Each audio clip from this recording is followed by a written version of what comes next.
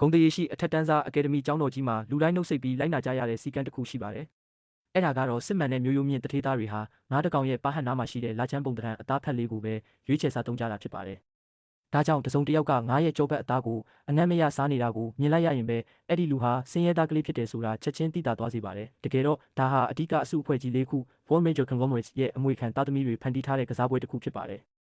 သူတို့ဟာနှစ်စဉ်နှစ်တိုင်းဆင်းရဲနွမ်းပါးတဲ့ចောင်းသားတစ်ထောင်ကိုရွေးချယ်ပြီးအဲ့ဒီចောင်းသားတွေကိုချမ်းသာတဲ့မျိုးရိုးမြင့်တထေးသားတွေအဖြစ်ဟန်ဆောင်ခိုင်းကြတာပါဒီကစားပွဲရဲ့တက်တန်းကတလပဲကြာမြင့်မှာဖြစ်ပြီးအောင်မြင်စွာဟန်ဆောင်နိုင်ခဲ့ရင်အလွန်ကြီးမားတဲ့ဆုလက်ကိုရရှိမှာဖြစ်ပါတယ်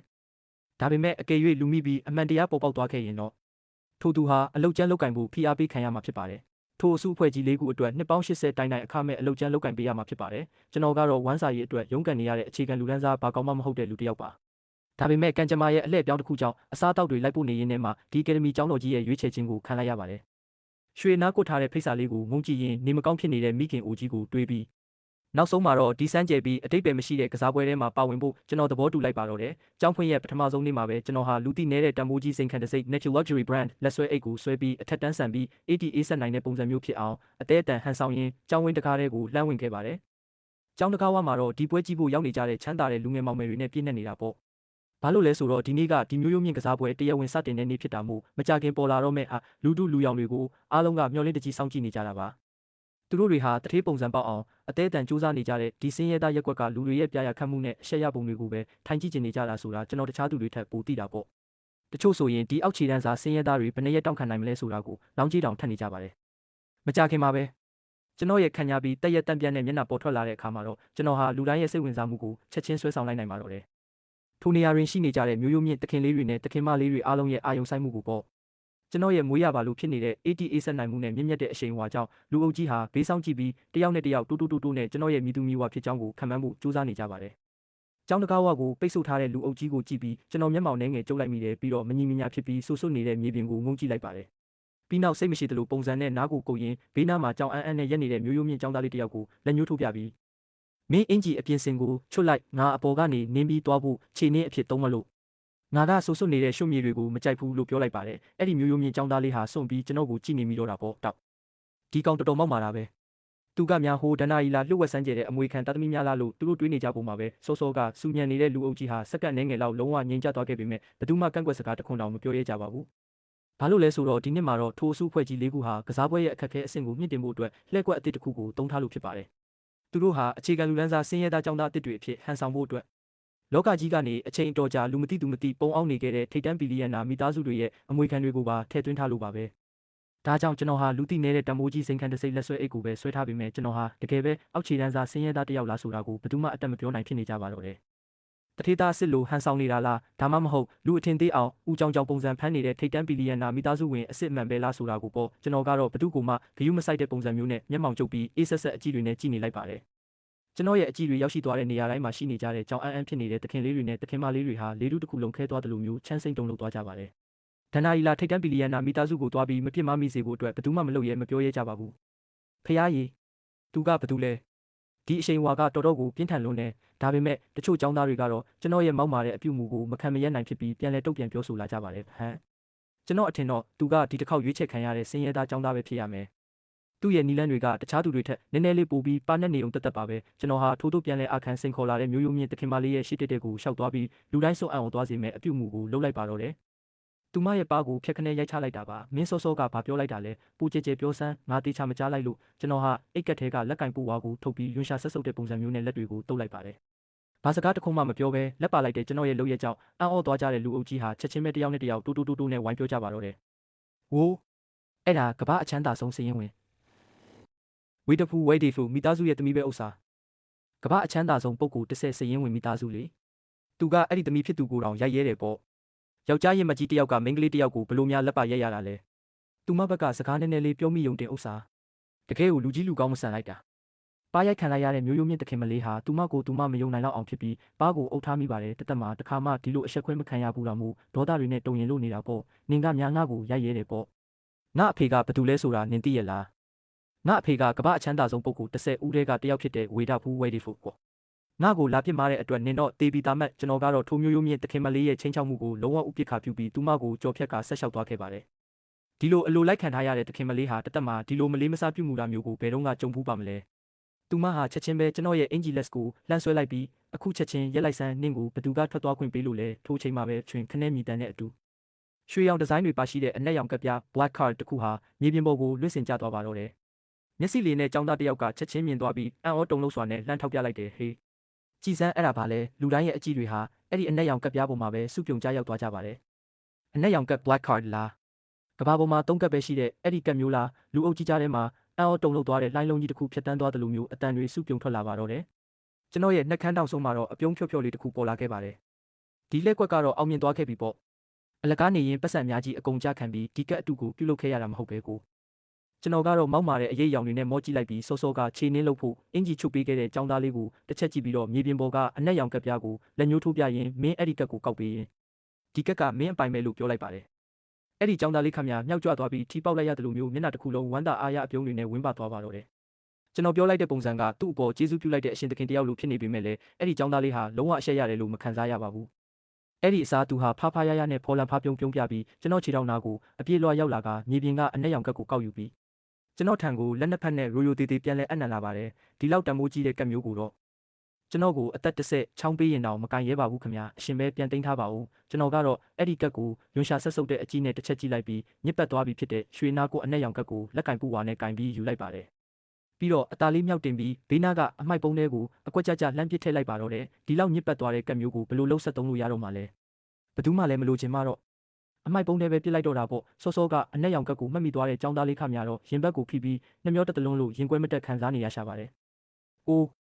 ငါရင်တွေကွဲမတက်နာကျင်ရပါတယ်တကားအဲ့ဒါကဘာပေါ်မှာ3ကပ်ပဲရှိတဲ့အနက်ရောင်ရွှေကပ်ပြားကြီးလေးဗျာသူကအဲ့ဒါကိုဒီအတိုင်းကြီးပြစ်ချလိုက်တာလားတစ်ချိန်တည်းမှာပဲကျွန်တော်ရှိမှတင်သူ့အင်ဂျီကိုချုပ်ပေးခဲ့တဲ့ចောင်းသားလေးဟာကျွန်တော်ဘေးနားမှာပြပြတလဲနဲ့လှည့်ပတ်ပြီးဝေဖန်ပေးဆက်နေပါတယ်သူကတော့ကျွန်တော်ကိုစင်းရဲသားရောင်ဆောင်ထားတဲ့ထိတ်တန်းမျိုးရိုးမြင့်တထေးကြီးလို့အပိုင်တွက်ထားပုံရပြီးကျွန်တော်ကိုအကဲခတ်တဲ့အကြီးနဲ့ရိုရိုတေတေမော့ကြည့်ရင်လှမ်းမေးလိုက်ပါတယ်မင်္ဂလာပါအတန်းဖော်ကျွန်တော်နာမည်ကကြောင်ရွရဲ့ကြောင်ဝိုင်ပါ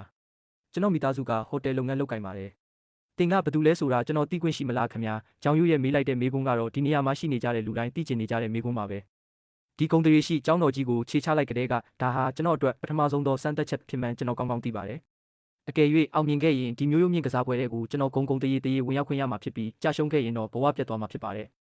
ကျွန်တော်ဟာရင်ထဲကတုံလုံးမှုကိုအတက်နိုင်ဆုံးထိန်းချုပ်ပြီးတပြင်းတစ်ချက်ကိုခပ်ဖွားဖွားချလိုက်ကတည်ငြိမ်အေးဆေးစွာနဲ့ပဲပြောလိုက်ပါတယ်မင်းကငါရဲ့မြည်သူမြည်ဝါဖြစ်ကြောင်းကိုသိနိုင်လောက်တဲ့အထိအရေးချင်းမပြည့်မီသေးဘူးထိုအချိန်မှာပဲကျောင်းသားများသမဂ္ဂ Student Council အဖွဲ့ဝင်တွေဟာအမြန်ပြေးလာကြပြီးလူအုပ်ကြီးရဲ့ဝိုင်းအောင်ခြင်းကိုခံထားရတဲ့ ATA နိုင်လာတဲ့လူငယ်လေးရဲ့ရှစ်တက်တက်မှာလာရက်လိုက်ကြပါတယ်မင်းကဖကူမိုရန်ကံမွင်ဖြစ်ရမယ်ပထမနှစ်ကျောင်းသားတစ်စရင်သွင်းဖို့မင်းတယောက်ပဲကြံတော့တာငါနဲ့လိုက်ခဲ့ပါသူ့ရဲ့စကလုံးတွေကြောင့်လူအုပ်ကြီးကြားထဲမှာချက်ချင်းပဲစူညံပွက်လောရိုက်သွားပါတော့တယ်သူ့ရဲ့မျိုးရိုးနာမည်ကဂူဂိုတယ်လားသူကများလောကကြီးကနေအချိန်တော်ကြာလူမသိသူမသိပုံအောင်နေခဲ့တဲ့ထိတ်တန်းဘီလီယံနာဂူမီသားစုရဲ့တခင်လေးများလားငါကြားဖူးတာကတော့ဂူမီသားစုရဲ့တခင်လေးကဒီနှစ်မှနိုင်ငံထဲကိုပြန်ရောက်တာလေသူလဲဒီကစားပွဲတွေကိုဒီလိုမျိုးဆွဲသွင်းခံလိုက်ရလိမ့်မယ်လို့ငါလုံးဝမထင်ထားမိဘူးကျောင်းကတော့ဒီကစားပွဲအတွက်တကယ်ကိုအစွမ်းကုန်လုပ်ထားတာပဲစောစောကမောက်မာနေတဲ့မျိုးရိုးမြင့်တခင်မလေးဟာကျွန်တော်ကသူမကိုပြင်းပြင်းထန်ထန်ကလဲစားချေတုတ်ပြန်လာမှာကိုကြောက်လန့်ပြီးလူအုပ်ကြီးရဲ့နောက်ွယ်မှာချက်ချင်းပုံးကွယ်သွားပါတော့တယ်။ကြောင်ယူရဲ့ဂျန်ဂရိုရဲ့အပြုမူကတော့စောစောကထက်တောင်ပိုပြီးဖားဖားရရဖြစ်လာခဲ့ပါတယ်။ကျွန်တော်လက်ထဲကလက်ဆွဲအိတ်ကိုချက်ချင်းအလူရက်လှမ်းယူလိုက်ပြီးတခင်လေးရဲ့အိတ်ကိုကျွန်တော်တည်ပေးပါရစေ။ဒီလိုအသေးမွားကိစ္စလေးကိုတခင်လေးကိုယ်တိုင်လုပ်เสียရမလိုပါဘူးခင်ဗျာ။ကျွန်တော်ကိုပဲလွှဲပေးထားလိုက်ပါကြောင်ရဲဟာသူ့ရဲ့တစ္ဆာရှိမှုကိုပြသတဲ့အနေနဲ့ရင်ဘတ်ကိုတဖြုံဖြုံထုပြီးဂရိပေးနေရှာပါတယ်ကျွန်တော်ကတော့ခေါင်းကိုပဲအตาရငိမ့်ပြလိုက်ပြီးဘေးပင်ညာကိုလုံးဝလှည့်မကြည့်ပဲရှေ့ကိုဆက်လျှောက်ခဲ့ပါတယ်ပြီးတော့လူတွေမမြင်နိုင်တဲ့အချိန်ကြာမှပဲရင်ထဲကတပ်ပြင်းကြီးတစ်ချက်ကိုခိုးချလိုက်မိတော့တာပေါ့ကျွန်တော်ဟာမရည်ရွယ်သလိုပုံစံမျိုးနဲ့ပဲဒီမျိုးရိုးမြင့်တခင်လေးတွေတခင်မလေးတွေရဲ့မျက်နှာတွေကိုဝေးဝဲကြည့်လိုက်ပါတယ်လူတိုင်းရဲ့မျက်ဝန်းထဲမှာရှိနေတဲ့ကြောက်ရွံ့ရွံ့သေးမှုတွေကိုမြင်လိုက်ရတဲ့အခါမှာတော့ကျွန်တော်ဟာနိုင်ငံခြားကနေအခုမှပြန်ရောက်လာတဲ့ဂူမီသားစုရဲ့လှုပ်ဝက်ဆန်းကျဲတခင်လေးဆိုတဲ့အဆင့်တန်း identity ကိုအပိုင်နိုင်တိစောက်နိုင်ခဲ့ပြီဆိုတာကျွန်တော်သိလိုက်ပါပြီကျွန်တော်ငါလတိုင်နိုင်အသေးစိတ်စနစ်တကျပြင်ဆင်ရွေးချယ်ခဲ့ရတာတွေကအလကားဖြစ်မသွားခဲ့ပါဘူးဘာလို့လဲဆိုတော့ဒီเจ้าမှာရှိတဲ့လူတိုင်းဒီပါဟာချမ်းသာတဲ့အတိုင်းဝိုင်းကလာကြသူတွေကြီးဖြစ်တာမို့ကျွန်တော်ဘက်ကအမှားယွင်းလေးတစ်ခုခုလုံးမိုံနေတယ်ကျွန်တော်ရဲ့မူလစင်ရသားဘဝအစစ်အမှန်ကပေါ်သွားနိုင်ပါတယ်ဒါကြောင့်အလွန်မင်းဩဇာအာဏာကြီးမှပြီးလှုပ်ဝက်ဆန်းကျဲတဲ့မိသားစုကလာတဲ့သူတယောက်ဖြစ်ဟန်ဆောင်နိုင်မှသာဒီတခင်လေးတွေနဲ့တခင်မလေးတွေကို၆လန့်ထိန်းချုပ်ထားနိုင်မှာဖြစ်ပါတယ်ကျွန်တော်ရဲ့နိုင်ငံခြားကနေအခုမှပြန်ရောက်လာတဲ့ဂူမီသားစုရဲ့တခင်လေးဆိုတဲ့အဆင့်တန်းဟာ ကျွန်တော်မှာအမိမြေမှာဘာဆွေမျိုးအတိုင်းဝိုင်းမှမရှိဘာအဆက်အသွယ်မှမရှိဘူးဆိုတဲ့အားနည်းချက်ကိုအကောင်းဆုံးဖုံးကွယ်ပေးထားနိုင်ခဲ့ပါတယ်။ကျောင်းသားတစ်စရင်သွင်းတာပြီးသွားတဲ့နောက်မှာတော့ကျွန်တော်ဟာကျောင်းဝင်းထဲကိုတည်တည်ငြိမ်ငြိမ်ပဲဆက်လျှောက်လာခဲ့ပါတယ်။ဒီမျိုးရိုးမြင့်ကျောင်းတော်ကြီးရဲ့တာနာထဲဝါလာတဲ့အဆောက်အုံတွေကိုဂယုမဆိုင်တလို့ယွန်ရှာဆက်ဆုပ်တဲ့အကြည့်တွေနဲ့လှစ်လူရှူရင်းကိုယ်အိမ်နောက်ဖေးဥယျာဉ်ထဲမှာလမ်းလျှောက်နေတယ်လို့မျိုးလုံးဝအေးဆက်ငြိမ်သက်တဲ့မျက်နှာပေးနဲ့ပေါ့။ကျွန်တော်ရဲ့ ATA ဆက်နိုင်ပြီးတက်ရက်တံပြန့်တဲ့အမူအရာတွေကလူတိုင်းကိုကျွန်တော်ဟာဂူမီသားစုရဲ့တခင်လေးစစ်ပါဆိုတာပို့ပြီးထက်လောင်းယုံကြည်သွားစေခဲ့ပြီးကျွန်တော်ပေါ်ထားတဲ့သူတို့ရဲ့အပြုအမူတွေကလည်းပို့ပြီးတော့တောင်ရိုသေကိုင်းညွတ်လာကြပါတယ်မကြခင်ပါပဲကျွန်တော်ဟာတာနာထဲဝါလာတဲ့တီချပီလာအင်ကြီး detached villa တလုံးရဲ့ရှေ့မှာရက်လိုက်ပြီးရှေ့ကိုလက်ညှိုးထိုးပြတာဒီနေရာလေးမစိုးဘူးပဲငါဒီမှာပဲတဲတော့မယ်လို့ပြောလိုက်ပါတယ်ဖះကြီးအဲ့ဒီနေရာကအစုအဖွဲ့ကြီးလေးခုရဲ့အမွေခံတာသမီတွေပဲနေထိုင်ခွင့်ရှိတဲ့နေရာလေးပြသူကဘလို့များအဲ့ဒီမှာနေဖို့ပြောရဲတာလဲကျောင်းသူတယောက်ဟာမယုံနိုင်တော့အောင်ဖြစ်ပြီးအန်အောတုံလို့စွာနဲ့အော်ဟစ်လိုက်မိပါတယ်သူမရဲ့ပါဆက်ကြီးကတော့ကျောင်းယူတဲ့ဂျန်ဂရူဟာသူ့ရှိက ATA ဆက်နိုင်လာတဲ့လူငယ်လေးကိုခက်ခဲရုန်းကန်ရတဲ့မျက်နှာပေးနဲ့ကြည့်ပြီးတခင်လေးကျွန်တော်ဒီထက်မညံ့တဲ့တခြားနေရာကောင်းတစ်ခုသိပါတယ်ခင်ဗျာကျွန်တော်တို့တခြားနေရာကိုပဲပြောင်းသွားကြရင်မကောင်းဘူးလားဟင်လို့လှမ်းတားရှာပါတယ်ကျွန်တော်ကတော့ကျောင်းယူရဲ့အကြံပေးချက်ကိုလုံးဝဥပက္ခပြုပြီးဗီလာအင်ကြီးတဲကိုတန်တန်မတ်မတ်ရှောက်ဝင်သွားခဲ့ပါတယ်ပြီးတော့အိတ်ခမ်းတွေကတခန်းကိုလက်ညှိုးထိုးပြပြီးဒီအိတ်ခမ်းကအတော်အဆင်ပြေသားပဲဒီနားလာခဲ့အထက်ကပစ္စည်းတွေအကုန်လုံးကိုအပြင်ကိုလွှင့်ပစ်လိုက်စမ်းပစ္စည်းအစ်စ်တွေအကုန်လုံးနဲ့အစားထိုးပြီးတိတိကျကျတန်ရှင်းရေးလုပ်လိုက်လို့အမိတ်ပေးလိုက်ပါတယ်ကျောင်းရွက်ခမရတော့ချွေးစေးတွေပါပြန်လာရှာတော့တာပေါ့ဒါကအစုအဖွဲ့ကြီး၄ခုရဲ့အမွေခံတွေထဲမှာဒေါသအကြီးဆုံးဖြစ်တဲ့လီအောက်လေယောရဲ့အခန်းကြီးပြအကယ်၍သူသာပြန်လာလို့ကျွန်တော်တို့ကိုတွေ့သွားရင်ကျွန်တော်တို့နှစ်ယောက်လုံးတက်တာမှမဟုတ်ဘူးပြမင်းကဘာကိုကြောက်နေတာလဲသူကသူ့ကိုယ်သူဘာကောင်းမို့လို့လဲထိုအချိန်မှာပဲလီအောက်လေယောရဲ့အမခံပရိသတ်တယောက်ဖြစ်တဲ့ကျောင်းသားဟာဒေါသကြောင့်မျက်လုံးတွေမြည်ရဲသွားပြီးလီအောက်အတွက်ကာကွယ်ပေးဖို့ရှေ့ကိုဒေါသတကြီးပြေးထွက်ဖို့လုပ်ပါတယ်ဒါပေမဲ့သူ့ဘေးကမိန်းကလေးကချက်ချင်းပဲဆွဲထားလိုက်ပြီးစိတ်လျှော့ဆန်းမင်းယူနေတာလားသူ့ရဲ့မျိုးရိုးနာမည်က Google လေမင်းအုံနောက်မရှိတော့ဘူးလားအဲ့ဒီအမာခံပရိသတ်ကျောင်းသားဟာလည်းချက်ချင်းပဲငြိမ်ကျသွားပြီးလီအောက်ရဲ့အတုံးဆောင်ပစ္စည်းတွေအဆောက်အုံအပြင်ဘက်ကိုတစ်ခုပြီးတစ်ခုလွှင့်ပစ်ခံနေရတာကိုဘာမှမတတ်နိုင်ပဲဒီအတိုင်းပဲရက်ကြည့်နေမိပါတော့တယ်ပစ္စည်းတွေအောက်ထပ်တကားဝကိုတွားမှန်ပြီးပြုတ်ကျတဲ့ဒုံဆိုတဲ့စူညံတန်ကြီးတွေကြောင့်အောက်ထပ်မှာရှိတဲ့လူတွေလည်းချက်ချင်းပေါ်လောရိုက်သွားကြပါတယ်သူယူနေပြီလားဒါတွေကလီရှာဝက်ရှ်လီယိုရဲ့ကိုရေးကိုတာပစ္စည်းတွေလေသူကအဲ့ဓာတွေကိုဒီတိုင်းကြီးလွှင့်ပစ်နေတာလားအပေါ်ထပ်မှာတော့ကြောင်ယူတဲ့ဟာဘာမှတိုးဆုံမနေတော့ပါဘူးသူဟာချက်ချင်းပဲဖုန်းကိုထုတ်ပြီးနံပါတ်တစ်ခုကိုအလောတကြီးနဲ့ဖားဖားရရဖုန်းခေါ်လိုက်ပါတယ်ဟေးအခုချက်ချင်းလူတွေခေါ်ပြီးလာခဲ့စမ်းလီရှာအခန်းထဲမှာရှိတဲ့ပစ္စည်းတွေအကုန်လုံးနဲ့ပုံစံတူတွေကိုလိုက်ဝယ်ခဲ့ပြီးတော့မူလပစ္စည်းတွေထက်ပိုကောင်းတဲ့အရာတွေဖြစ်ရမယ်နော်ဖုန်းချပြီးတဲ့နောက်မှာတော့သူဟာအောက်ထပ်ကိုလှမ်းချောင်းကြည့်ဖို့မမေ့ပါဘူးသူ့ရဲ့မျက်နှာပေါ်မှာတော့ထားလိုတဲ့မျက်နှာလိုမျက်နှာရလှုပ်ချင်လို့နဲ့အရေးရောင်တွေထိုင်းသားပေါ်နေတာပေါ့မကြခင်မှာပဲပစ္စည်းတွေအကုန်လုံးနေရာချလို့ပြီးသွားခဲ့ပါတယ်ကျွန်တော်အိတ်ခမ်းတကားကိုပိတ်လိုက်ပြီးတဲ့နောက်မှာတော့စောစောကကျွန်တော်ကြောပြင်စီကိုစူးစိုက်ကြရောက်နေခဲ့တဲ့အကြည့်တွေအားလုံးလုံးဝဥပက္ခပြုပျောက်ကွယ်သွားတာကိုအထင်ရှားခံစားလိုက်ရပါတယ်အဲ့ဒီနောက်မှာတော့တစ်ချိန်လုံးအသေးအတန်ထိန်းထားခဲ့ရတဲ့ ATA ဆက်နိုင်လာတဲ့မျက်နှာပေးကြီးဟာချက်ချင်းပဲအကြီးပြောပျောက်ကွယ်သွားပြီးတကိုယ်လုံးမှာရှိသမျှအကျော်တွေရော့ကျသွားကဗီလာအင်ကြီးတဲကနူးညံ့ပြီးကျယ်ဝန်းလာတဲ့စိန်ခံကူတင်ကြီးပေါ်ကိုပြစ်လဲချလိုက်ပါတော့တယ်တီလေးပြာတော်သေးတာပေါ့နောက်ဆုံးတော့ပထမဆုံးအခက်အခဲကိုအောင်မြင်မြင်ကျော်ဖြတ်နိုင်ခဲ့ပြီးဒီမျိုးရိုးမြင့်ကစားပွဲအတွက်ကျွန်တော်ဟာတေချာရည်ရတဲ့ပြင်ဆင်မှုတွေကိုလုပ်ခဲ့တာပါအချိန်ပိုင်းအလုပ်တွေအကုန်လုံးကိုရန်နာလိုက်ယုံတင်မကပဲဒီထိတ်တန်းကျောင်းတော်ကြီးကကြိုတင်ပေးထားတဲ့စေရန်ငွေရန်တသိန်းတရာသူညရန်ကိုတုံးပြီးလွန်ခဲ့တဲ့3လကတည်းကစုံထောက်တယောက်ကိုငှားရမ်းကအရှိန်အဝါကြီးမားတဲ့တထေးမိသားစုတွေအကြောင်းအကုန်စုံစမ်းခိုင်းပြီးမတ်စုစာအုပ်ထဲမှာအသေးစိတ်ရေးမှတ်ထားခဲ့တာဖြစ်ပါတယ်ဒီလိုပြင်ဆင်နေတဲ့ကာလအတွင်းမှာပဲကျွန်တော်ဟာဒီထိတ်တန်းကျောင်းမှာရှိတဲ့လူတိုင်းရဲ့မိသားစုနောက်ခံတဲ့စရိုက်တွေကိုအလို့ရနေခဲ့တာဖြစ်ပြီးအထူးသဖြင့်အဓိကငွေကြေးစုအဖွဲ့ကြီး၄ခုရဲ့အကြောင်းကိုဆိုရင်အကုန်စင်ကိုအထူးဆက်မရှိအောင်သိနေခဲ့တာပါဒါတင်မကသေးပဲကျွန်တော်ဟာချေးငွေပလက်ဖောင်းတစ်ခုကနေရဲရဲဝံ့ဝံ့နဲ့ပတ်စံယွမ်1 million yuan တောင်ချေးပစ်ခဲ့ပါသေးတယ်ကျွန်တော်နှလုံးသားထဲမှာကောင်းကောင်းကြီးသိနေတာကတော့ကျွန်တော်ဒီဆုံးဖြတ်ချက်ကိုချလိုက်ပြီးဆိုကြတဲ့ကဒီကစားပွဲဟာကျွန်တော်အတွက်တော့ရာနှုန်းပြည့်တေချာပေါက်အနိုင်ရရမယ်ပွဲတစ်ပွဲဖြစ်ပါတယ်။ကြာရှုံးမှုဆိုတာလုံးဝလမ်းမရှိပါဘူး။မဟုတ်ရင်တော့ကျွန်တော်ဟာအကျွေးတောင်းတဲ့လူတွေရဲ့လိုက်လံချင်းချောက်မှုကိုခံရရင်းနဲ့ပဲအမြဲတမ်းအရေးမြဲအောက်မှာရှင်တန်သွားရမှာပါ။ကျွန်တော်ကတင်ပေါ်မှာထိုင်လိုက်ပြီးအိတ်ကက်ထဲကနေမိခင်ဖြစ်သူနဲ့ကျွန်တော်တွဲရိုက်ထားတဲ့တပ်ပုံတွေကိုထုတ်ကြည့်လိုက်မိပါတယ်ပြီးတော့ကျွန်တော်ရဲ့မျက်ဝန်းတွေဟာတီးတန့်ပြတ်သားသွားခဲ့ပါတယ်။ဒီတစ်ချိန်မှာတော့ကျွန်တော်ဟာတစုံတစ်ယောက်အဖြစ်အောင်မြင်စွာဟန်ဆောင်နိုင်ဖို့နဲ့တလအတွင်းကြီးမားတဲ့ဆုလက်ကိုရရှိဖို့တင်မကပဲလူရန်စားအလောအသီးသီးကိုလုံးဝကြော်ဖြတ်ပြီးစစ်မှန်တဲ့အထက်တန်းစားလူကုန်ထံတယောက်ဖြစ်လာအောင်လုပ်ရမှာပါကျွန်တော်မှာအာဏာနဲ့လုတ်ပိုင်ခွင့်သာရှိလာမယ်ဆိုရင်အတိတ်ကခါးသီးတဲ့ရုန်းကန်မှုတွေကကျွန်တော်ကိုနောက်ထပ်ဒုက္ခပေးနိုင်တော့မှာမဟုတ်ပါဘူးကျွန်တော်ဟာသူများခြေဝါအောက်မှာနင်းချခံရတဲ့အောက်ခြေတန်းစားလူတယောက်ဘယ်တော့မှပြန်မဖြစ်စေရဘူးလို့နှလုံးသားထဲမှာကြိမ်ဆိုလိုက်ပါတယ်ဒီတစ်ချိန်မှာတော့သူဟာဝင်ရိုးဆုံးပြရမကြီးရဲ့ထိတ်ဆုံးမှာရက်တီပြရပါမယ်နောက်တစ်နေ့မှာတော့ကျွန်တော်ဟာကြောင်းတက်ခေါင်းလောင်းမတီးခင်လေးတင်အတန်းထဲကိုလှမ်းဝင်ခဲ့ပါတယ်ချက်ချင်းပဲလူပေါင်းများစွာရဲ့အကြည့်တွေကကျွန်တော်စီကိုကြားရောက်လာတာပေါ့ကျွန်တော်ကတော့သူတို့ရဲ့စူးစိုက်ကြည့်နေတဲ့အကြည့်တွေကိုဂယုမဆိုင်တလို့ဥပိ္ပခါပြူတဲ့မျက်နှာပေးမျိုးဖမ်းလိုက်ပြီးကတင်းပေါင်နာကထောက်တနေရာကခုံမှာသွားထိုင်လိုက်ပါတယ်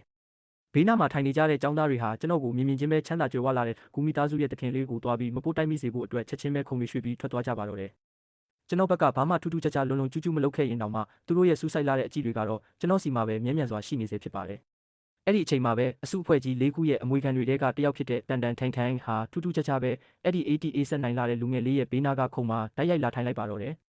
လူတိုင်းဟာတန်တရားတွေအံ့ဩတုန်လှုပ်မှုတွေနဲ့ပြည့်နေသွားကြပြီးတချို့ဆိုရင်တိုးနဲ့လျှို့ဝှက်ခံမှန်းနေကြပါပြီမြင့်မြတ်ပြီးထင်ပေါ်ကျော်ကြားလာတဲ့အစင်တန်းမျိုးရှိတဲ့တန်တန်ကဘာဖြစ်လို့မြည်သူမြည်ဝါမှန်းတိတိကျကျမသိရသေးတဲ့ကောင်လေးတယောက်အနားကိုချင်းကပ်ရတာလဲဒါဖြစ်နိုင်ပါမလားသူကအဲ့ဒီကောင်လေးရဲ့ဖုံးကွယ်ထားတဲ့အမှန်တရားကိုလူအများရှိမှဖွင့်ချဖို့ရောက်လာတာများလားကျွန်တော်ကတော့စပွဲပေါ်မှာမှောက်ပြီးအိတ်ဖို့ပြင်းနေရင်းကနေဘေးပတ်ဝန်းကျင်ရဲ့ဝိုင်းပြောနေတဲ့စကားတန်တွေကြောင့်ကြောင်းအန်းသွားခဲ့ပါတယ်တန်တန်ဆိုတာအစုအဖွဲ့ကြီး၄ခုရဲ့အမွေခံတွေအားလုံးထဲမှာအဖြူစင်ဆုံးနဲ့အပြစ်ကင်းဆုံးလူတစ်ယောက်ဖြစ်ပါတယ်ကျွန်တော်ရဲ့နှက်ခမ်းထောင်ဆုံးမှာတော့အပြုံးတစ်ခုပေါ်လာခဲ့ပြန်ပြီပေါ့တန်တန်ဟာကျွန်တော်အထက်တန်းစားလူအတိုင်းဝိုင်းထဲကိုခြေလန်းနိုင်ဖို့အတွက်အခွင့်အရေးကောင်းတစ်ခုဖြစ်ပုံရပါတယ်ကျွန်တော်ကတင်ပေါ်ခုံပေါ်ကနေမတ်မတ်ထိုင်လိုက်ပြီးတန်တန်ဘက်ကိုလှည့်ကနှုတ်ဆက်တဲ့အနေနဲ့လက်ကိုကမ်းပေးလိုက်ပါတယ်တန်းလုံးမှာရှိတဲ့လူတွေအားလုံးဟာအလန့်တကြားအော်ဟစ်လိုက်ကြပြီးတန်တန်ကိုယ်တိုင်လည်းကြောင်အမ်းမျက်နှာပေးနဲ့ကျွန်တော်ဘက်ကိုလှည့်ကြည့်လာပါတယ်သတင်းပေါက်ကနေဖြာချလာတဲ့နေအောင်ကြီးဟာမူလကတည်းကထင်ရှားပေါ်လွင်ပြီးသားဖြစ်တဲ့ကျွန်တော်ရဲ့ရုပ်ရည်ပေါ်ကိုနူးနူးညံ့ညံ့ကြားရောက်နေတာမို့ကျွန်တော်ကိုပို့ပြီးတော့တံမိုးကြီးပြီးတောက်ပလင်းလက်စေပါတယ်တကယ်ကိုခန့်ညားလာတဲ့ကောင်လေးတစ်ယောက်ပါပဲသူကစီနီယာကူ senior girl လာဟင်တန်တန်ဟာဒီလောက်အထိခန့်ညားချုံမောတဲ့လူငယ်တစ်ယောက်ကိုတခါမှမမြင်ဘူးတာမို့တခဏအတွင်းမှာတင်ဆွဲမှတ်သွားခဲ့ရပါတယ်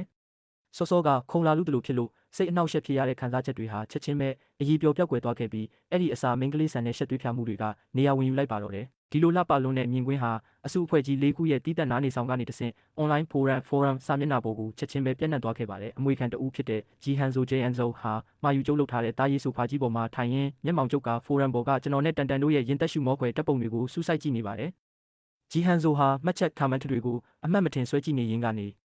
ဂူမီသားစုရဲ့တခင်လေးအကြောင်းဆွေးနွေးနေကြတဲ့နေရာမှာသူ့ရဲ့လက်ချောင်းတွေရပ်တန့်သွားခဲ့ပါတယ်ဂျီဟန်ဇိုရဲ့မျက်မှောင်ကပိုပြီးကျုပ်သွားခဲ့တယ်။ကြောင်းဖွင့်ချင်းပါတယ်။ဂူမီသားစုရဲ့တခင်လေးကတန်မီသားစုရဲ့အဖိုးတန်ဆုံးအဆောက်အအုံခံရဆုံးသမီးလေးဖြစ်တဲ့တန်တန်ကိုရီးစားစကားပြောနှုတ်ဆက်လိုက်တာပေါ့။တကယ်ကိုတတိရှိတာပဲ။ဒါပေမဲ့ငါဘာလို့သူ့ကိုတခါမှမမြင်ဘူးတာပါလေ။ရွှေနာကိုမျက်မှန်ကိုတက်ဆင်ထားပြီးရင်းချက်တည်ငြိမ်တဲ့အရှိန်အဝါတွေထွက်ပေါ်နေတဲ့ဇလန်ယူကျန့်လန်ယူချင်းကတော့ပေါ့ပေါ့ပပပဲပြန်လဲတုတ်ပြန်လိုက်ပါတယ်။လန်ယူကျန့်ကမောကြည့်လိုက်ပြီး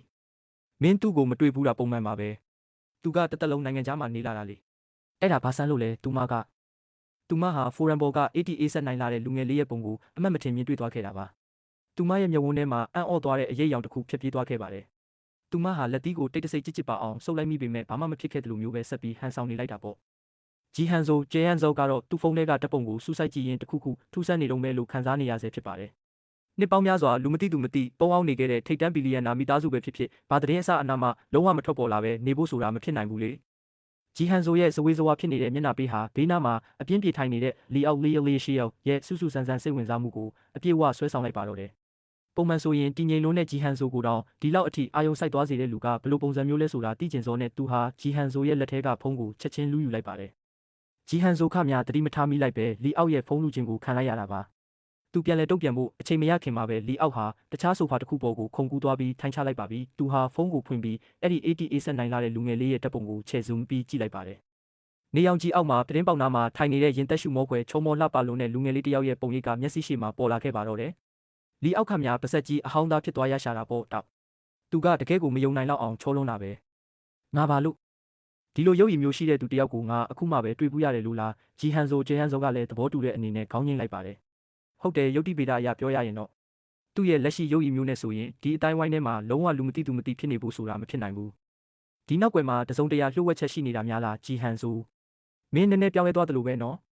်အရင်ကဆိုရင်မင်းကဒီလိုကိစ္စမျိုးတွေပေါ်အသေးမွားလေးတောင်စိတ်ဝင်စားတတ်တဲ့သူမဟုတ်ပါဘူးဂျီဟန်ဆိုတစ်ချက်တုံးကနေဖြစ်သွားပြီးမှပြန်လဲညင်းဆိုလိုက်ပါတယ်အဲ့လိုမျိုးလားငါကဒီအတိုင်းလျှောက်တွေးပြီးခံမှန်းကြည့်ုံတင်မှာသူတို့တွေဘာအကြောင်းပြောနေကြတာလဲလီအောက်ဝီရှေယောတယောက်ရှိဆက်ပြီးမကြားနိုင်တော့ပါဘူးသူ့ရဲ့အကြည့်တွေဟာဖုံးမျက်နှာပြင်ပေါ်က ATA ဆက်နိုင်လာတဲ့လူငယ်လေးစီမှာပဲမြဲမြံစွာစူးစိုက်လို့နေပါတယ်သူ့ရဲ့လက်ချောင်းတွေဟာထိုလူငယ်လေးရဲ့လှပလွန်းတဲ့မျက်နှာပြင်ပုံရိပ်ပေါ်ကိုဖြည်းဖြည်းချင်းပုတ်တက်ဆွဲကြည့်ရင်နှကန်းထောင်ဆုံးမှာမကောင်းဆိုးဝါးဆန်တဲ့အပြုံးတစ်ခုပေါ်လာခဲ့ပါတယ်။ဂူမိုယန်ကမ်မွန်ယန်မင်းကတော်တော်လေးစိတ်ဝင်စားဖို့ကောင်းတာပဲ။မွန်းတဲ့ချိန်ရောက်တဲ့အခါမှာတော့မျိုးရိုးမြင့်တခင်လေးတွေနဲ့တခင်မလေးတွေအားလုံးဟာနေ့လယ်စာသုံးဆောင်မှုအတွက်ကျောင်းရဲ့ထမင်းစားဆောင်ကြီးစီကိုရောက်ရှိလာကြပါတယ်။ကျွန်တော်ကတော့ထမင်းစားဆောင်ရဲ့ထောက်တနေရာမှာထိုင်ရင်းကိုရှိကလင်မန်းတွေကပေါင်းထားတဲ့ငါးကြောက်ပြား steam grouper ကိုငုံကြည့်ပြီးမျက်နှာတစ်ခုလုံးချက်ချင်းစွန့်ဦးကြောင်ဖြစ်သွားခဲ့ရပါတယ်။ဘာလို့လဲဆိုတော့ ဒီကုံတွေရှိထိတ်တန်းကျောင်းတော်ကြီးမှာလူမပြောရဲတဲ့လှုပ်ဝက်စည်းကမ်းမှာ spoken rule တစ်ခုရှိနေလို့ပါပဲအဲ့ဒါကတော့စစ်မှန်တဲ့အထက်တန်းစားမျိုးရိုးမြင့်တထေးတွေဟာငါးတကောင်လုံးတွေကမှငါးပါးဟန်နာမှာရှိတဲ့အလားချမ်းပုံတံသားလွာလေးကိုပဲရွေးချယ်သုံးဆောင်ကြတာဖြစ်ပါတယ်ဒါကြောင့်အကယ်၍တစုံတစ်ယောက်ကငါးသားတွေကိုအတုံးလိုက်အတက်လိုက်ကြီးစားမိရင်တော့သူတို့ကိုချက်ချင်းပဲဆင်းရဲသားကလေးတစ်ယောက်အဖြစ်သတ်မှတ်လိုက်ကြမှာဖြစ်ပါတယ်ဒါဟာဒီမျိုးရိုးမြင့်ကစားပွဲထဲမှာကောလာဟာလာဖြန့်ပြီးလူကုန်ထမ်းဟန်ဆောင်ကျင်ကြသူတွေအတွက်အဒုတိယမြောက်စမ်းသပ်ချက်ပဲဖြစ်ပါတယ်အစောပိုင်းကဟန်ဆောင်ကောလာဟာလာဖြန့်ခဲ့သူပေါင်းများစွာဟာဒီစမ်းသပ်ချက်မှာတင်ဘူးပေါ်တီပေါ်ပေါ်သွားကြပြီးအဆက်တကွဲဖြစ်ခဲ့ကြရတာပါကျွန်တော်ကတော့ဒီစမ်းသပ်ချက်အတွက်အိမ်မာတင်နိုင်ဝက်လောက်ဝက်မကကြိုတင်လေ့ကျင့်ခဲ့ပူပါတယ်ကျွန်တော်ဟာဘာမျက်နှာပေးမှမပြပဲတည်ငြိမ်စွာနဲ့ငါးပါးဟန်နာကလာချမ်းပုံတံအသားလွာလေးစီကိုတူနဲ့လှမ်းညက်လိုက်တဲ့အချိန်မှာပဲဘေးပတ်ဝန်းကျင်ကစူးစိုက်ကြည့်နေကြတဲ့အကြည့်တွေဟာတိတိတတ်တာကြီးရောပါသွားတာကိုထင်ထင်ရှားရှားခံစားလိုက်ရပါတယ်အကိုမိုးရန် brother မိုးရန်ထိုးအချိန်မှာပဲတန်တန်ဟာလင်ပန်းတစ်ခုကိုကင်ပြီးအပြေးလွှားရောက်လာကကျွန်တော်ရဲ့မျက်နှာချင်းဆိုင်ခုံမှာဝင်ထိုင်လိုက်ပါတော့တယ်သူမဟာကျွန်တော်ရှိကပေါင်းထားတဲ့ငါးကြောက်ပြားကိုကြည့်ပြီးပို့ပြီးတော့တောင်တိုးကပ်လာကဂူမိုးရန်နင်ကလည်းငါးကြိုက်တာပဲလားတိုက်ဆိုင်လိုက်တာငါလည်းငါးဆိုတိတ်ကြိုက်တာကျွန်တော်ကတော့မောမကြည့်ပဲခေါင်းကိုပဲအตาရငိမ့်ပြလိုက်ပါတယ်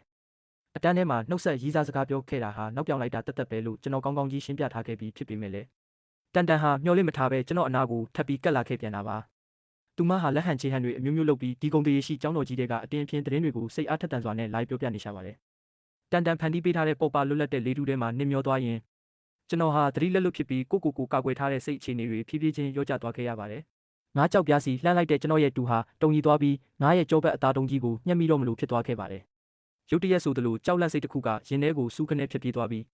းအပြင်ပေါ်မှာချွေးစေးတွေချက်ချင်းပြန်တက်လာပါတော့တယ်ဖြစ်ရလေနှစ်ပတ်တိုင်ပြင်းပြင်းထန်ထန်လေ့ကျင့်ခဲ့ရပေမဲ့လည်းဆယ်စုနှစ်တစ်ခုမကကြာအောင်ငါးရဲ့ကြောဘက်သားတွေကိုအဝအပြဲစားလာခဲ့တဲ့စင်ရဲသားတယောက်ရဲ့ဗီဇစိတ်ကအလိုလျောက်ပေါ်ထွက်လာတာဖြစ်ပါတယ်ကျွန်တော်ရဲ့လှုပ်ရှားမှုကိုမြင်လိုက်တဲ့တန်တန်ထိန်ထိန်ဟာချက်ချင်းပဲလှမ်းတားလိုက်ပါတယ်ဟေးနေဦးအဲ့ဒီငါးကြောဘက်အသားလုံးကိုသွားမစားနဲ့လေအဲ့ဒါကြီးကိုသွားမညက်နဲ့နင်ကတရုတ်ပြည်ကိုအခုမှပြန်ရောက်တာဆိုတော့တိချင်မှတိဦးမှာငါတို့เจ้าမှာလူမပြောရဲတဲ့လှုပ်ဝက်စည်းကမ်းတစ်ခုရှိတယ်ဟာငါစားရင်ငါပါဟန်နာကလက်ချမ်းပုံတံအသားလွာလေးကိုပဲစားရတာမဟုတ်ရင်တော့နင့်ကိုစင်းရဲသားကလေးလို့တတ်မှတ်ကြလိမ့်မယ်သူမကတော့ကျွန်တော်ဟာအခုမှကျောင်းတစ်ကိုရောက်လာတာမို့စီကန်းတွေကိုမတိသေးဘူးလို့ပဲထင်မှတ်သွားပြီးစေတနာပြည့်နဲ့တတိပေးလိုက်တာဖြစ်ပါတယ်တော်သေးတာပေါ့တန်တန်ကအပြစ်ကင်းစင်ပြီးကျွန်တော်ရဲ့ဟန်ဆောင်စင်တန်းကိုတကယ်အစ်စ်လို့လုံးဝယုံကြည်နေလို့ဒါပဲမဟုတ်ရင်တော့ကျွန်တော်ဒီနေရာတင်ပူပေါ်တီးပေါ်သွားလောက်ပါပြီကျွန်တော်ဟာမျက်နှာပြက်မပြက်ပဲတည်ငြိမ်မှုကိုချက်ချင်းပြန်ထိန်းလိုက်ပြီးတူကိုအမြန်ဆုံးလမ်းကြောင်းပြောင်းကငါးပါးဟန်နာကလာချမ်းပုံအသားလွာလေးကိုပဲတိတိကျကျညှက်ယူပြီးဝါးစားလိုက်ပါတော့တယ်အဲ့ဒီနောက်တန်တန်ဘက်ကိုလှည့်ပြီးခက်ဖြော့လေးပြုံးပြလိုက်တဲ့အခါကျမှပဲသူမဟာစိတ်အေးသွားတဲ့ပုံစံနဲ့ရင်ဘက်ကိုတဖိဖိလုံနေရှာတော့တာပေါ့ငါကောင်းကောင်းသိတာပေါ့အကိုမိုးရန်လိုလူမျိုးကငါကြောဘက်အသားကိုစားပါမလဲသူကအစားအစာတွေလေလွင့်ကုန်မှာစိုးရိမ်လို့ကိုအကိုမိုးရန်ကတကယ်ကိုကျင်နာတတ်တာပဲငါတကယ်ပဲသူ့ကိုသဘောကျမိနေပြီထင်တယ်ဒုတိယထပ်မှာရှိတဲ့အစုအဖွဲ့ကြီးလေးခုရဲ့တီးတန့်စားတောက်ခန်းထဲမှာတော့မျက်စိလင်းလာတဲ့လီအောက်လက်ရှိရောက်ဟာကျွန်တော်ငါးကြောဘက်အသားကိုညှက်မိလူမီမီဖြစ်သွားတဲ့မြင်ကွင်းကိုအမိအယမြင်လိုက်ပြီးလှုပ်ဝက်ဆန်းကျဲတဲ့အပြုံးတစ်ခုကိုပြုံးလိုက်ပါတယ်သူဟာဝိုင်ခွက်ကိုလှည့်ကစားနေတဲ့မျက်နှာချင်းဆိုင်ကဂျီဟန်ဆိုကျဲဟန်ဆိုကိုလှမ်းကြည့်ပြီးဟန်ဆိုမင်းစောစောကမြင်လိုက်လားသူကတကယ်ကြီးငါးကြောဘက်အသားကိုစားမလို့လှုပ်တာကွအဲ့ဒီကူမိုရန်ဆိုတဲ့ကောင်ကအခုတင်ပဲငါးကြောဘက်အသားကိုစားမလို့လှုပ်လိုက်တာသူ့ရဲ့စူးစမ်းလိုတဲ့အကြည့်တွေဟာအောက်ထက်က80ဆက်နိုင်လာတဲ့လူငယ်လေးစီမှာပဲမြဲမြံစွာစူးစိုက်နေစေဖြစ်ပါတယ်အဲ့ဒီနောက်လီအောက်ဟာရုတ်တရက်မတ်တက်ထရက်လိုက်ပြီးအောက်ထက်စီကိုရှောက်ဆင်းသွားပါတော့တယ်ထိုအချိန်မှာတော့ကျွန်တော်ဟာစပွဲခုံမှာတင်းငင်ရင်ကျေးစွာနဲ့ပဲအစားအစာကိုအရသာခံသုံးဆောင်နေစေဖြစ်ပါတယ်ဒါပေမဲ့ရုတ်တရက်ဆိုသလိုပဲထမင်းစားဆောင်တဲ့ကိုဖျားချနေတဲ့တခုတည်းသောအလင်းရောင်ကိုလူရည်မဲကြီးတစ်ခုကလာရောက်ပိတ်ဆို့လိုက်ပါတော့တယ်ကျွန်တော်ရောတန်တန်ပါမော့ကြည့်လိုက်တဲ့အခါမျက်စိထဲဝင်လာတာကတော့လီအောက်ရဲ့ဘာမထဲဝါတဲ့မျက်နှာပေးပါပဲသူဟာကျွန်တော်ရဲ့လင်ပန်းထဲကတဝက်မကကုန်နေပြီဖြစ်တဲ့ငါးကြောက်ပြားကိုငုံကြည့်ပြီးရန်ဆလိုတဲ့အပြုံးမျိုးနဲ့ပြောလိုက်ပါတယ်ဂူမီသားစုရဲ့တခင်လေးမင်းဘာတွေစားနေတာလဲလီရှာလီရှီယိုဟာကလတ်ထိုင်တလုံးကိုအလိုက်တင်ဆွဲယူပြီးသူ့ရဲ့မျက်နှာချင်းဆိုင်မှာဝင်ထိုင်လိုက်ပါတယ်သူ့ရဲ့မျက်ဝန်းတွေထဲမှာတော့ဂယုမဆိုင်တဲ့မောက်မာမှုတွေအရေးထင်နေတာပေါ့သူကလင်ပန်းထဲကငါးကြောက်ပြားကိုရှေ့တိုးတွန်းလိုက်ပြီးပါလဲမင်းကြောက်နေတာလားဒါမှမဟုတ်နိုင်ငံခြားမှာနေတာကြာသွားလို့အဲ့ဒီကဆရိုက်တွေကဆွဲသွားတာလားစင်ရဲသားတွေအပေါ်ထားတဲ့သူ့ရဲ့ဆက်ဆုပ်ယွန်းရှာဖွယ်အကြည့်တွေကိုမြင်လိုက်ရတဲ့အခါမှာတော့ကျွန်တော်ဟာရင်ထဲကဒေါသကိုအတက်နိုင်ဆုံးဖိနှိပ်ထိန်ချုပ်ရင်းတူကိုတင်းဆုပ်ကသူ့ကိုအန်တူးစိန်ခေါ်လိုက်ပါတယ်ဒါဟာပြောင်ကြရန်ဆလိုက်တာပဲမဟုတ်လားကျွန်တော်ရဲ့မေးလျှော်ပြီးလုံးမိလိုက်တဲ့အပြုတ်မှုလေးတစ်ခုကအစုအဖွဲ့ကြီးလေးခုရဲ့တန်တရားကိုနှိုးဆွပေးလိုက်ပုံရပါတယ်